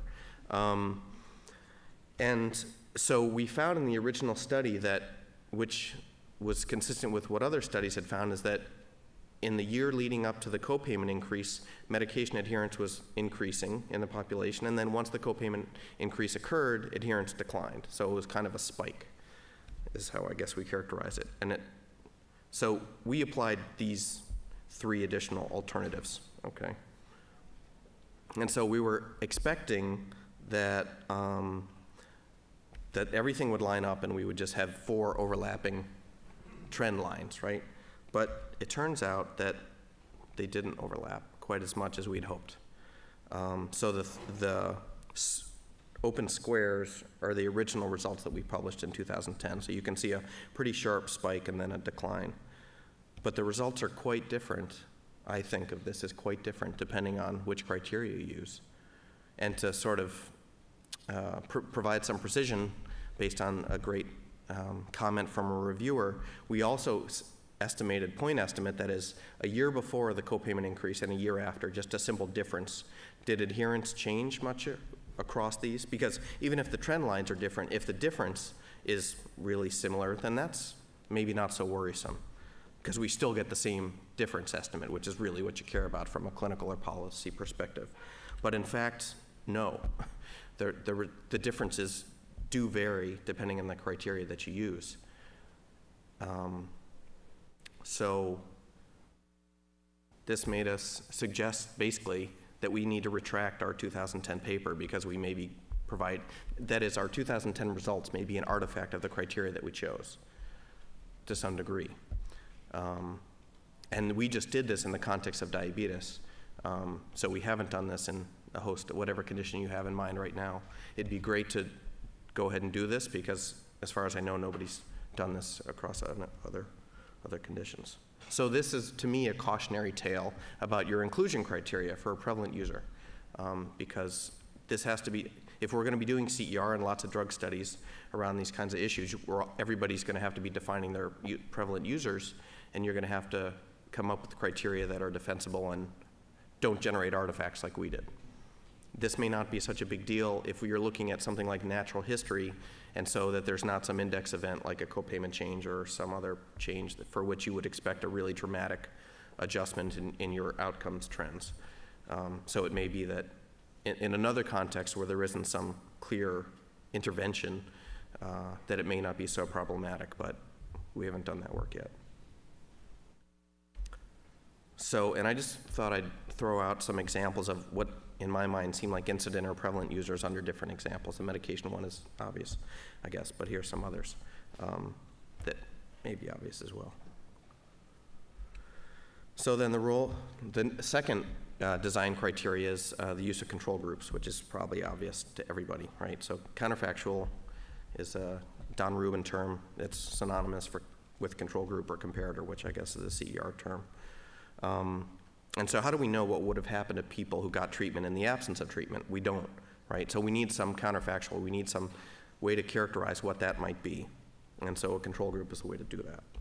But the counterfactuals that we think of are typically, the best case scenario is randomization. But in fact, in my mind, the control group identified through randomization in the trial is not the best case scenario, really. Because the perfect counterfactual really represents what would have happened to the treatment patient had they not received it, and what would have happened to the control patient had they received treatment. And so the ideal counterfactual, which obviously isn't possible, is parallel universes where we all exist. Version 1 of us gets treatment, version 2 doesn't, and we can calculate a within-person difference in the treatment effect for each one of us. And that would be the true ideal treatment effect, because that we could then characterize that on all of us. Since we can't do that, then we have to do maybe a second best, which is identical twins, maybe, in a trial. The third best, in my mind, is the trial, where you don't have equal people who aren't genetically identical like twins. And the fourth best is quasi-experiments where you are lucky in that just by selection or the process for determining treatment, you have controls that essentially look like it was a trial, but there wasn't randomization. That rarely occurs. Normally we're in the fifth best case of quasi-experiments with non-equivalent controls. And so that's the situation we're typically struggling with, and Mary Beth showed an example of that, and I've got lots of them.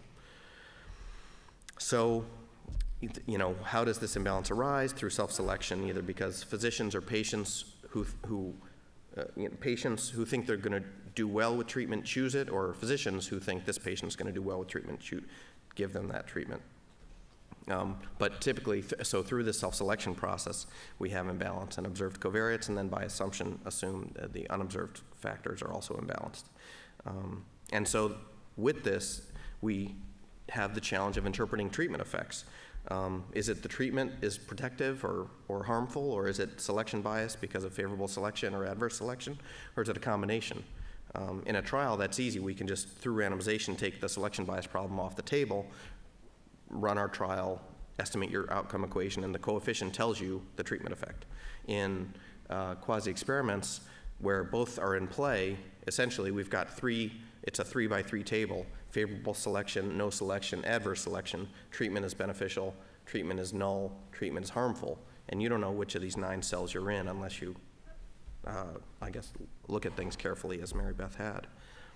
So if you have non-equivalent controls, which by assumption we all probably will in most studies, you have to consider the threats to internal validity, which I'll go into in a second, and then you have to think about which of those are in play. And this idea of this broken trial, if you understand what are the factors that, or the criteria that are violating this ideal of the ideal trial, then you can start to and make a list of them. Then you can start thinking about, okay, which of these can I address through study design before you even get any data?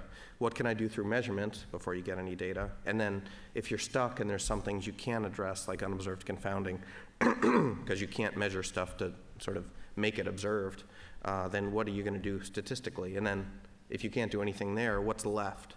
And those are your limitations, I guess. And I guess I try to do this when I'm writing grants. And having multidisciplinary teams are really helpful in this context, because the clinical intuition can often bring a lot of issues to mind that I just wouldn't appreciate. So selection of a control group. Ideally, right, this is obvious, ideally you'd have patients who are eligible for the treatment, going back to the surgical question that's I think you raised earlier, geography and observed characteristics. And so ideally, right, you think about the trial and the process by which patients are going to get into, have the opportunity to receive treatment. Just an example of this, I've been doing work in bariatric surgery, and we're lucky in the VA to be able to have a cohort of patients who don't have bariatric surgery, but have measurements of BMI, and some people have diagnoses of obesity. And so that control group really represents kind of 2 types of people: patients who are eligible for surgery but just haven't had it yet, and then patients for whom no surgeon would ever operate if they had the opportunity to, consider that patient. But we can't differentiate them because we don't have the data to know the psychological status of patients that clinicians and surgeons are using to rule people out and things like that. But you should still work through this eligibility process. And so the work so typically we're going to spend our time thinking about what goes into the outcome equation. But through thinking about your control group, it's really important to think about, what's the process that gets people into treatment or not, and are there some people who would never receive treatment under any condition, the never compliers or something, who should maybe be excluded in some way if you have data to be able to do that. If you aren't able to construct patients who are eligible for treatment and equivalent in geography and observed characteristics, then the second best maybe is trying to find people who are in other places, other employers or other regions that may be similar in all respects, and Mary Beth talked about that kind of approach. Doing that, and there's a nice example by Hayden Huskamp at Harvard, looking at a copay study, medication copayment study from 2003, that had data on an employer that underwent a change in tiering of their medication copayments, and the employer didn't have multiple plans, so they couldn't use the same employer, so they had to go find data from another employer who didn't have a change, but had a similar health plan structure. And so that's great, it's a second best in a way, but it does introduce site and provider effects that wouldn't be the case if you could just stick with the same group of patients with the same employer in the same area. Okay, and so here's an example of work that we're just finishing using Medicare claims, and just showing basically the non-equivalence of a cohort. So we identify essentially all the Medicare beneficiaries who were taking ACE inhibitors in 2007. based on Part D data, and differentiate those who, and so some ACE inhibitors, it's been determined, cross the blood-brain barrier, and so are called centrally active, and then there's some ACE inhibitors that don't cross the blood-brain barrier, and those are the non-centrally active ACE inhibitors. And so and that is relatively recent information from what I understand. So clinicians at the time of this data were probably not making decisions about which ACE inhibitor to prescribe on the basis of this criteria. So there's been some question about, are centrally active ACE inhibitors protective against cognition? So sort of inadvertently, we're getting a cognitive benefit as well as a cardioprotective benefit. And so when we looked at characterizing these patients, there were some differences, but in fact, the other 40 variables that we compared these groups on were similar. So this was a case where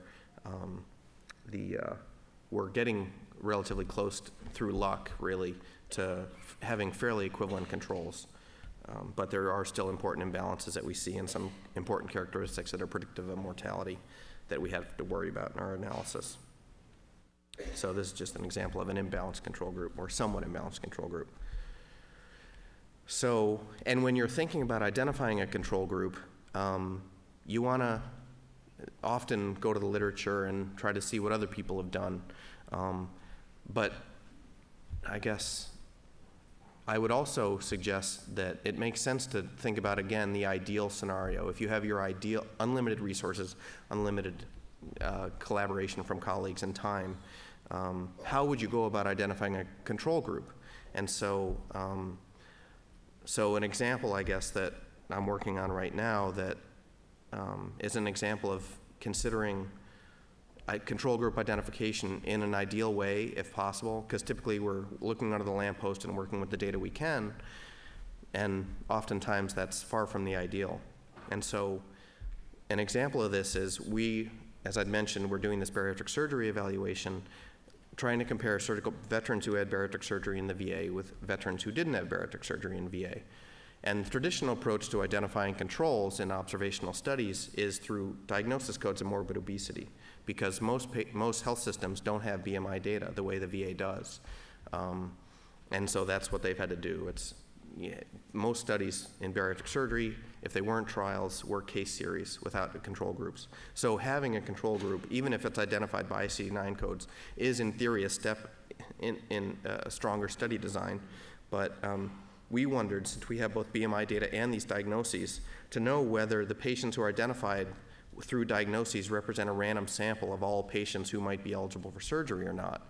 Because if they are, then this approach is all well and good. If they're not, it might have implications for how these prior studies have been interpreted about the relative benefits of bariatric surgery.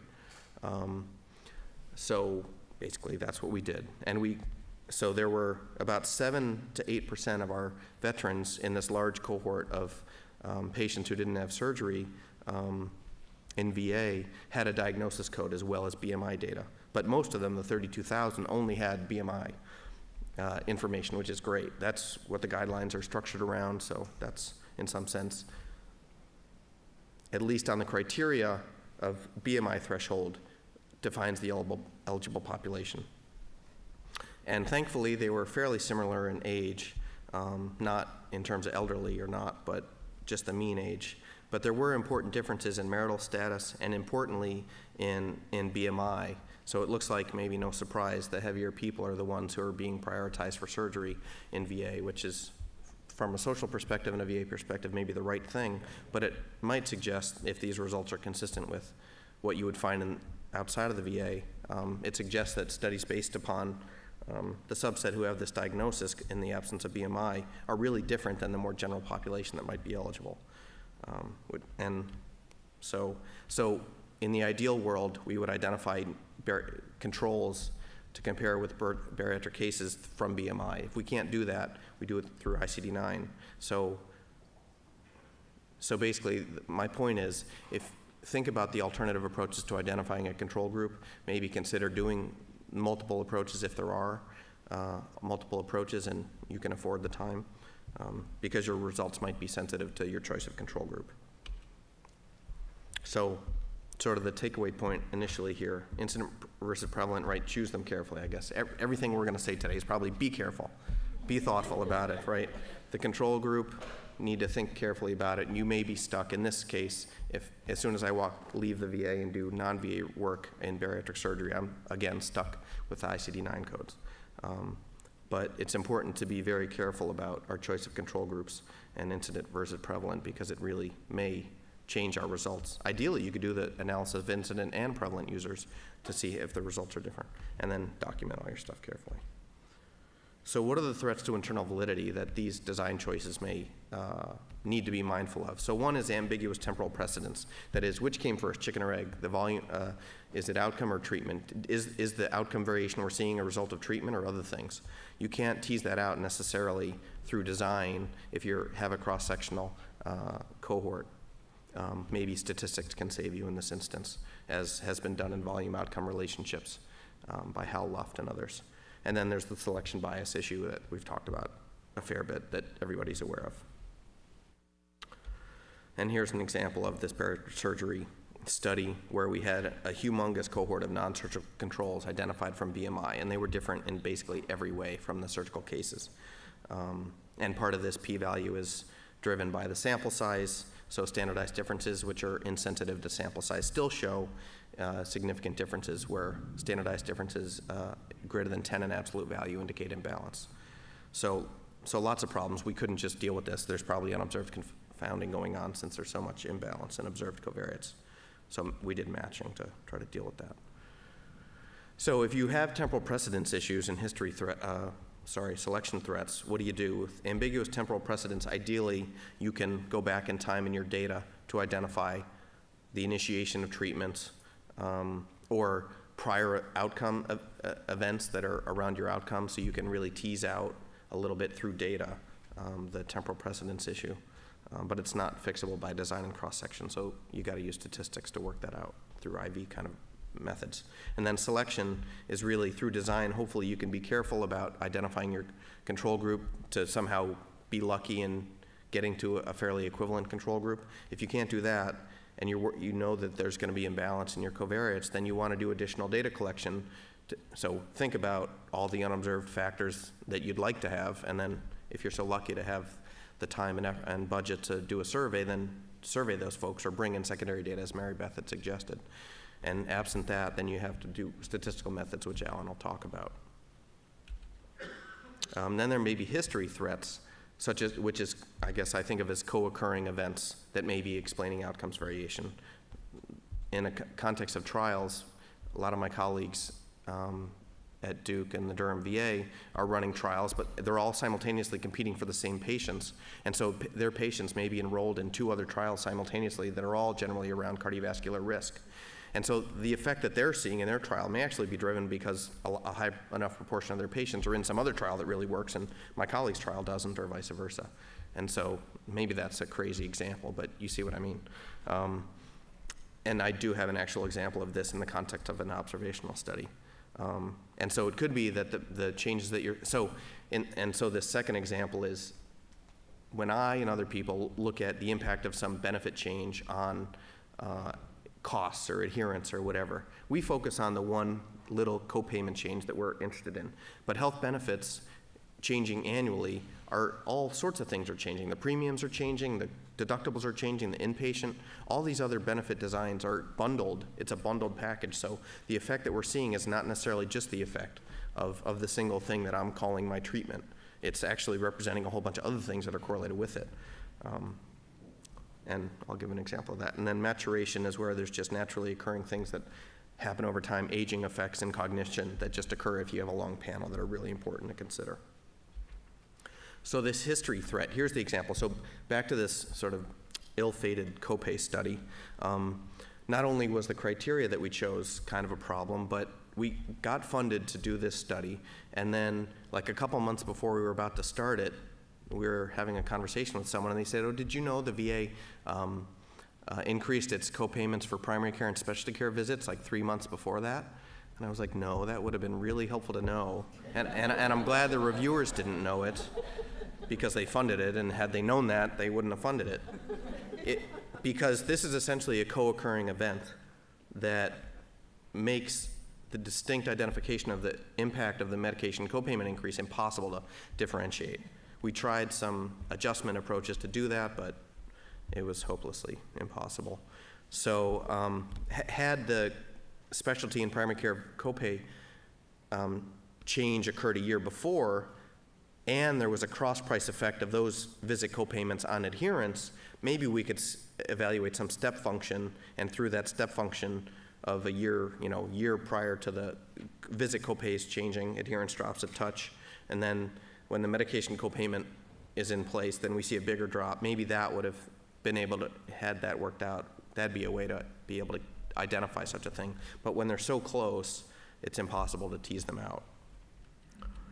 So maturation threat was basically the fatal flaw of a grant that got unscored quite some years ago. So right after Part D was implemented, it seemed like everybody was wanting to focus on the impact of Part D on previously uninsured people and their use of medications. And my colleague, Jeff Harmon, and I thought, well, people are not appreciating the aspect of the law that says that people with existing benefits need to have that benefit be actuarially equivalent.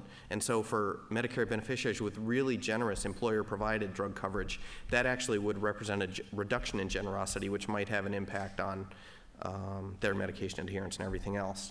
And so we thought we would do this in the context of people turning 65, so like a near elderly kind of analysis. And we thought we were really clever in addressing this kind of under-addressed issue. But the reviewers rightly pointed out that, well, there's something else that occurs right around retirement age, right, which is essentially your income goes from whatever it is to 10% or 20% of that. That's a bit of, and you don't have income data in Medicare claims, so what are you thinking, basically? So this is, I think, a very clear example of a maturation threat that occurs through time. This is a critical, very discrete and large maturation threat that maybe aging effects may be more modest. But may be really important in a long panel. So if you have these threats, what do? You try to understand, measure, and adjust for these co-occurring changes if possible. In the context of a trial, Duke has actually been talking about trying to get a registry of all the trials so people know, well, okay, I gotta get going. And so people can actually adjust for this co-trial enrollment. Okay, so threats to internal validity. Here are some others that may not be quite as important, but regression to the mean may be an important one, which is really illustrated nicely through this figure. Basically, essentially, this is a graph of people who all had relatively similar Medicare beneficiaries in 1974, and then 3 years later, some people have train wrecks or acute expensive events, and then 3 years after that go back to sort of regressing to the population or their own mean. So you got to be mindful of that, and so measuring all this stuff can be important. Sorry, I gotta move a little faster. So measurement issues. So assessment of outcomes is really important. Ideally, you can have pre-test measurements, a lot of them, post-test measurements, a lot of them, and it's worth considering an underappreciated aspect of outcome assessment is non-equivalent dependent variables. That is, when we're doing our analyses, we're essentially testing to the test. We're examining the association we expect to see. But there may be outcomes that we don't expect to be responsive to our treatment. And it may be worth evaluating those, because having those, in addition to the outcomes that we do expect to be responsive to treatment, together would give us an ability to do some sort of complex pattern recognition that would give us greater confidence in what we're seeing. Because if we see changes where we expect them, and we don't see changes where we don't expect them, then maybe it really means there's something there. Okay. Okay, I'll skip this. So that's, and here's an example. So looked at value-based insurance design, elimination of co-payments for medications for diabetes, hypertension, CHF, and hyperlipidemia in North Carolina, looking at whether employers who chose to opt into this program versus employers that didn't, and their employees. So we looked at adherence changes 1 and 2 years after the policy was in place, and saw relatively significant, statistically significant changes in adherence in 6 of the 8 drug classes, but in 2 of them we did not. And so the policy basically reduced co-payments for generics to 0 and brought brand name drugs for these same conditions from Tier 3 to Tier 2. But the insurer did that also for employers that didn't opt into the program. And so, and for these 2 classes, ARBs and cholesterol absorption inhibitors, there are no generics to switch to. So the policy effect occurred equally for employers in the program and employers not in the program who didn't get the generic reduction. And so you wouldn't expect to see differences in adherence since they were both subject to the same conditions essentially. And so that basically null finding, accompanied by the significant results where we expected to see them, suggests that what we're seeing is something real. If the adherence changes in the ARBs and the CAIs were also really high, it would be suggesting that there's something else in the environment going on in addition to the policy change that might be sort of confounding our policy estimates. Okay. So external validity, sorry, I know I'm running out of time here, is about generalizability. It's one of the great strengths of comparative effectiveness research based on quasi-experiments. But there's sources of heterogeneity at which we've talked about in units, geographic variation that makes a lot of sense, that's important to assess. And it's important to assess heterogeneity within our sample anyway. There's work by Rod Hayward and David Kent that have laid out some of the benefits and risks of standard approaches, univariate approaches, old, young, black, white comparisons of heterogeneity of treatment effects and proposed multivariate approach. So give you that one reference. It's important, I think, a new emerging area. And then there may be variation in ability to make internal validity claims due to the treatment variation that you observe. I'll leave it at that.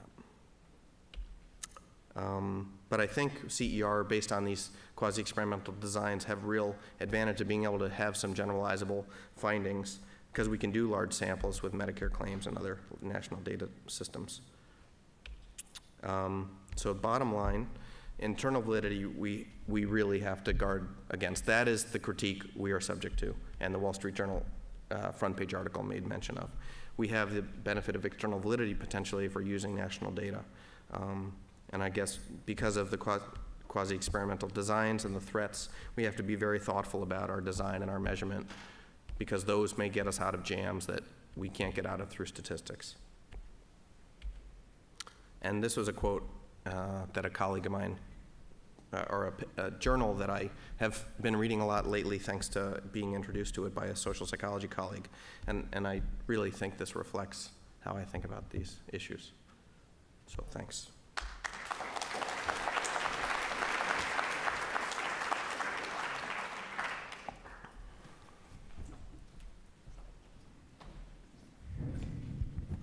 So that was a fabulous presentation.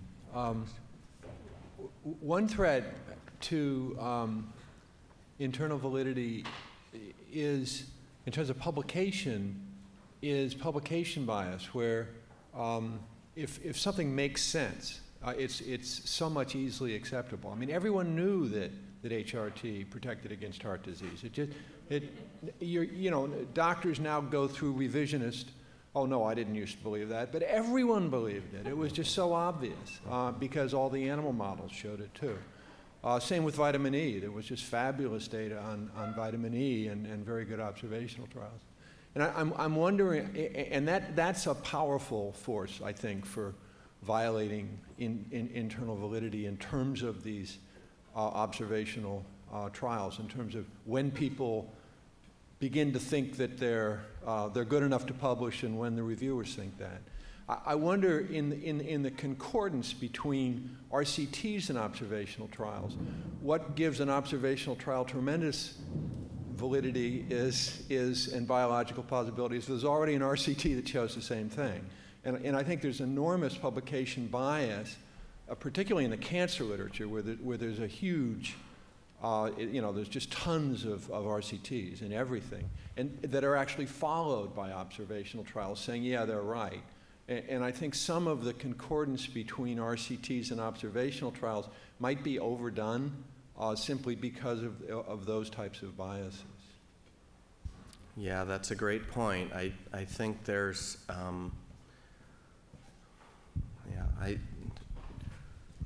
it's hard to swim upstream unless you can be really compelling in the rigor of what you're doing and have a strong clinical justification for why your results that flout everything else make sense.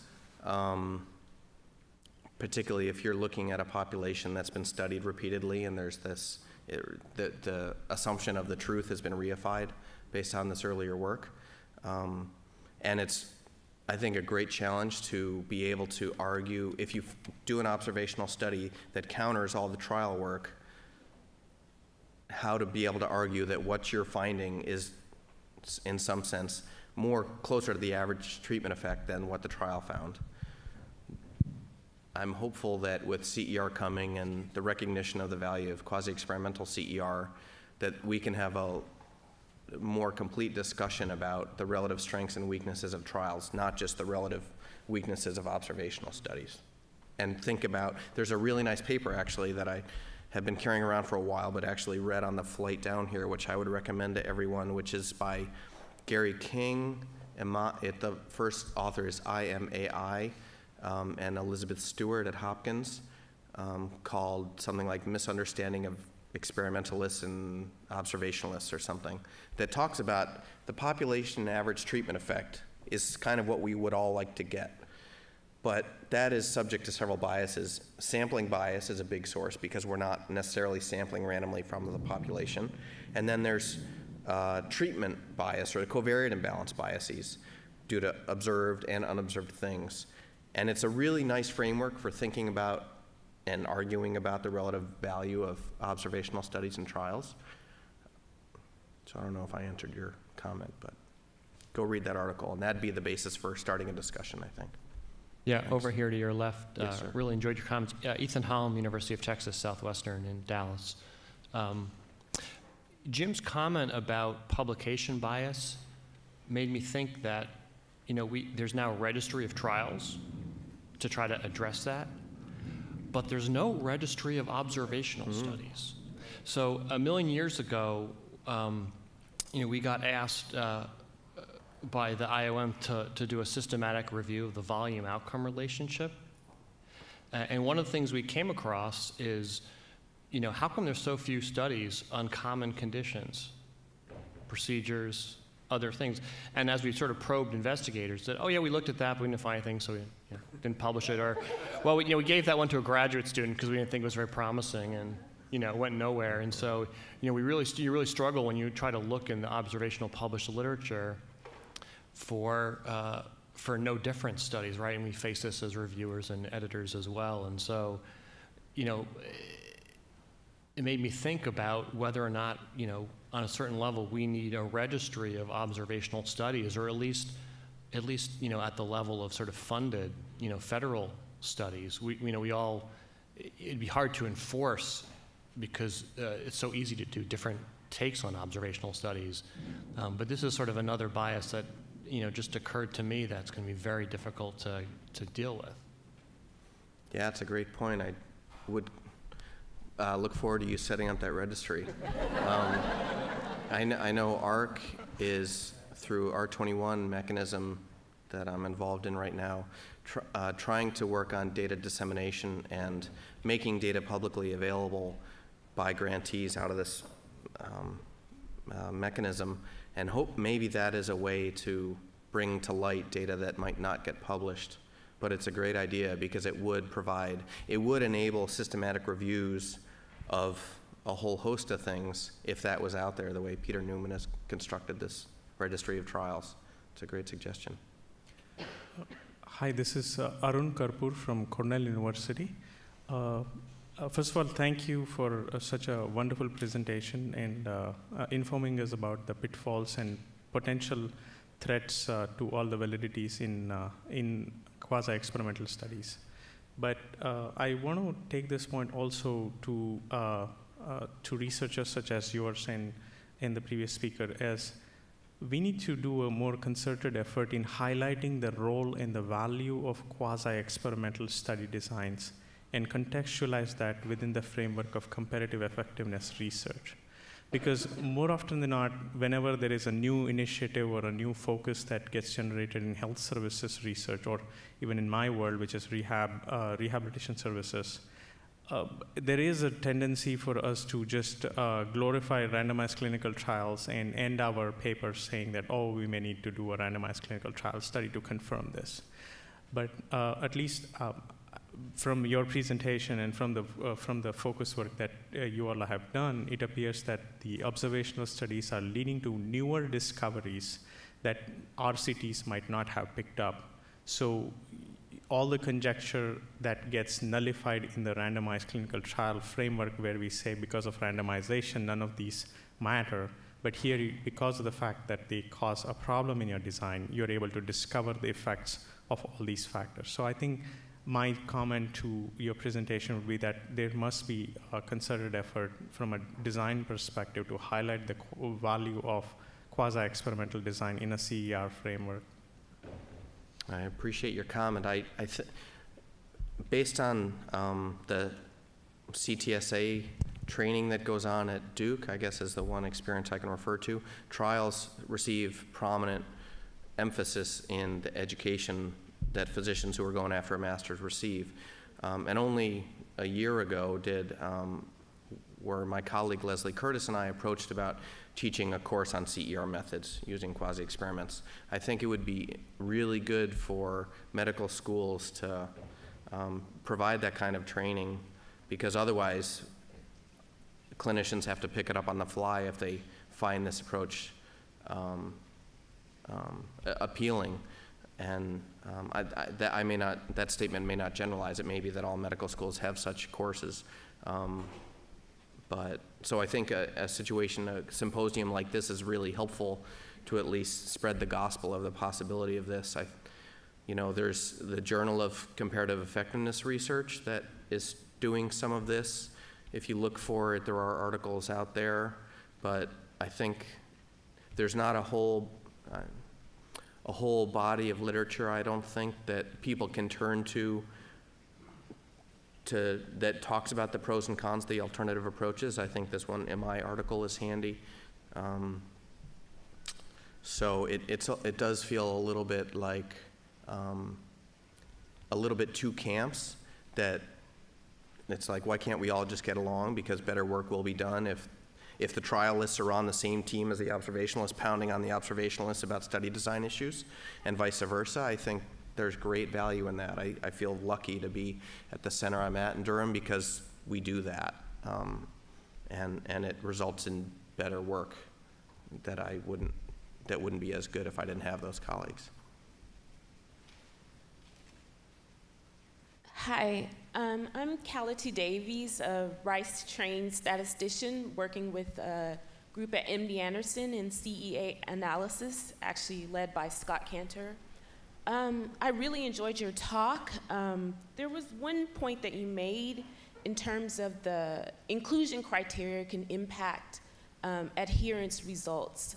I was just curious if there is a rigorous standard or method for defining prevalence in the literature, or is that something that's sort of ad hoc at the moment?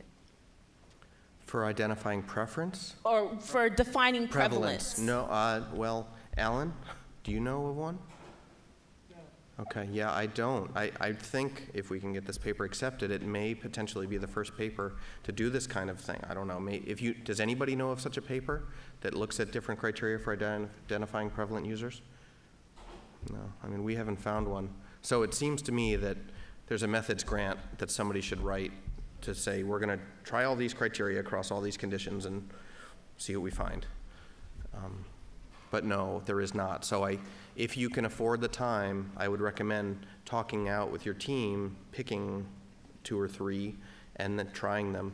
And it will result in doubling or tripling the amount of data you're carrying around. Hopefully, with computer processing, it's a marginal amount of time and effort once you figure it out, because you're just going to construct the same outcomes on everybody, and see if your results change. I guess I'll be looking forward to your paper then. Me too. Thanks.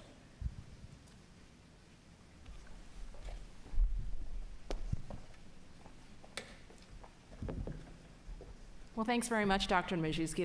That was just a terrific presentation, and I think all of us learned quite a bit from it. And by the way, the slides will be posted on our website after the conference, so if you wanted to get access to those, they will be up there at some point. So we're going to take a break now, and we're going to start up with the third speaker promptly at 11 a.m. Thanks.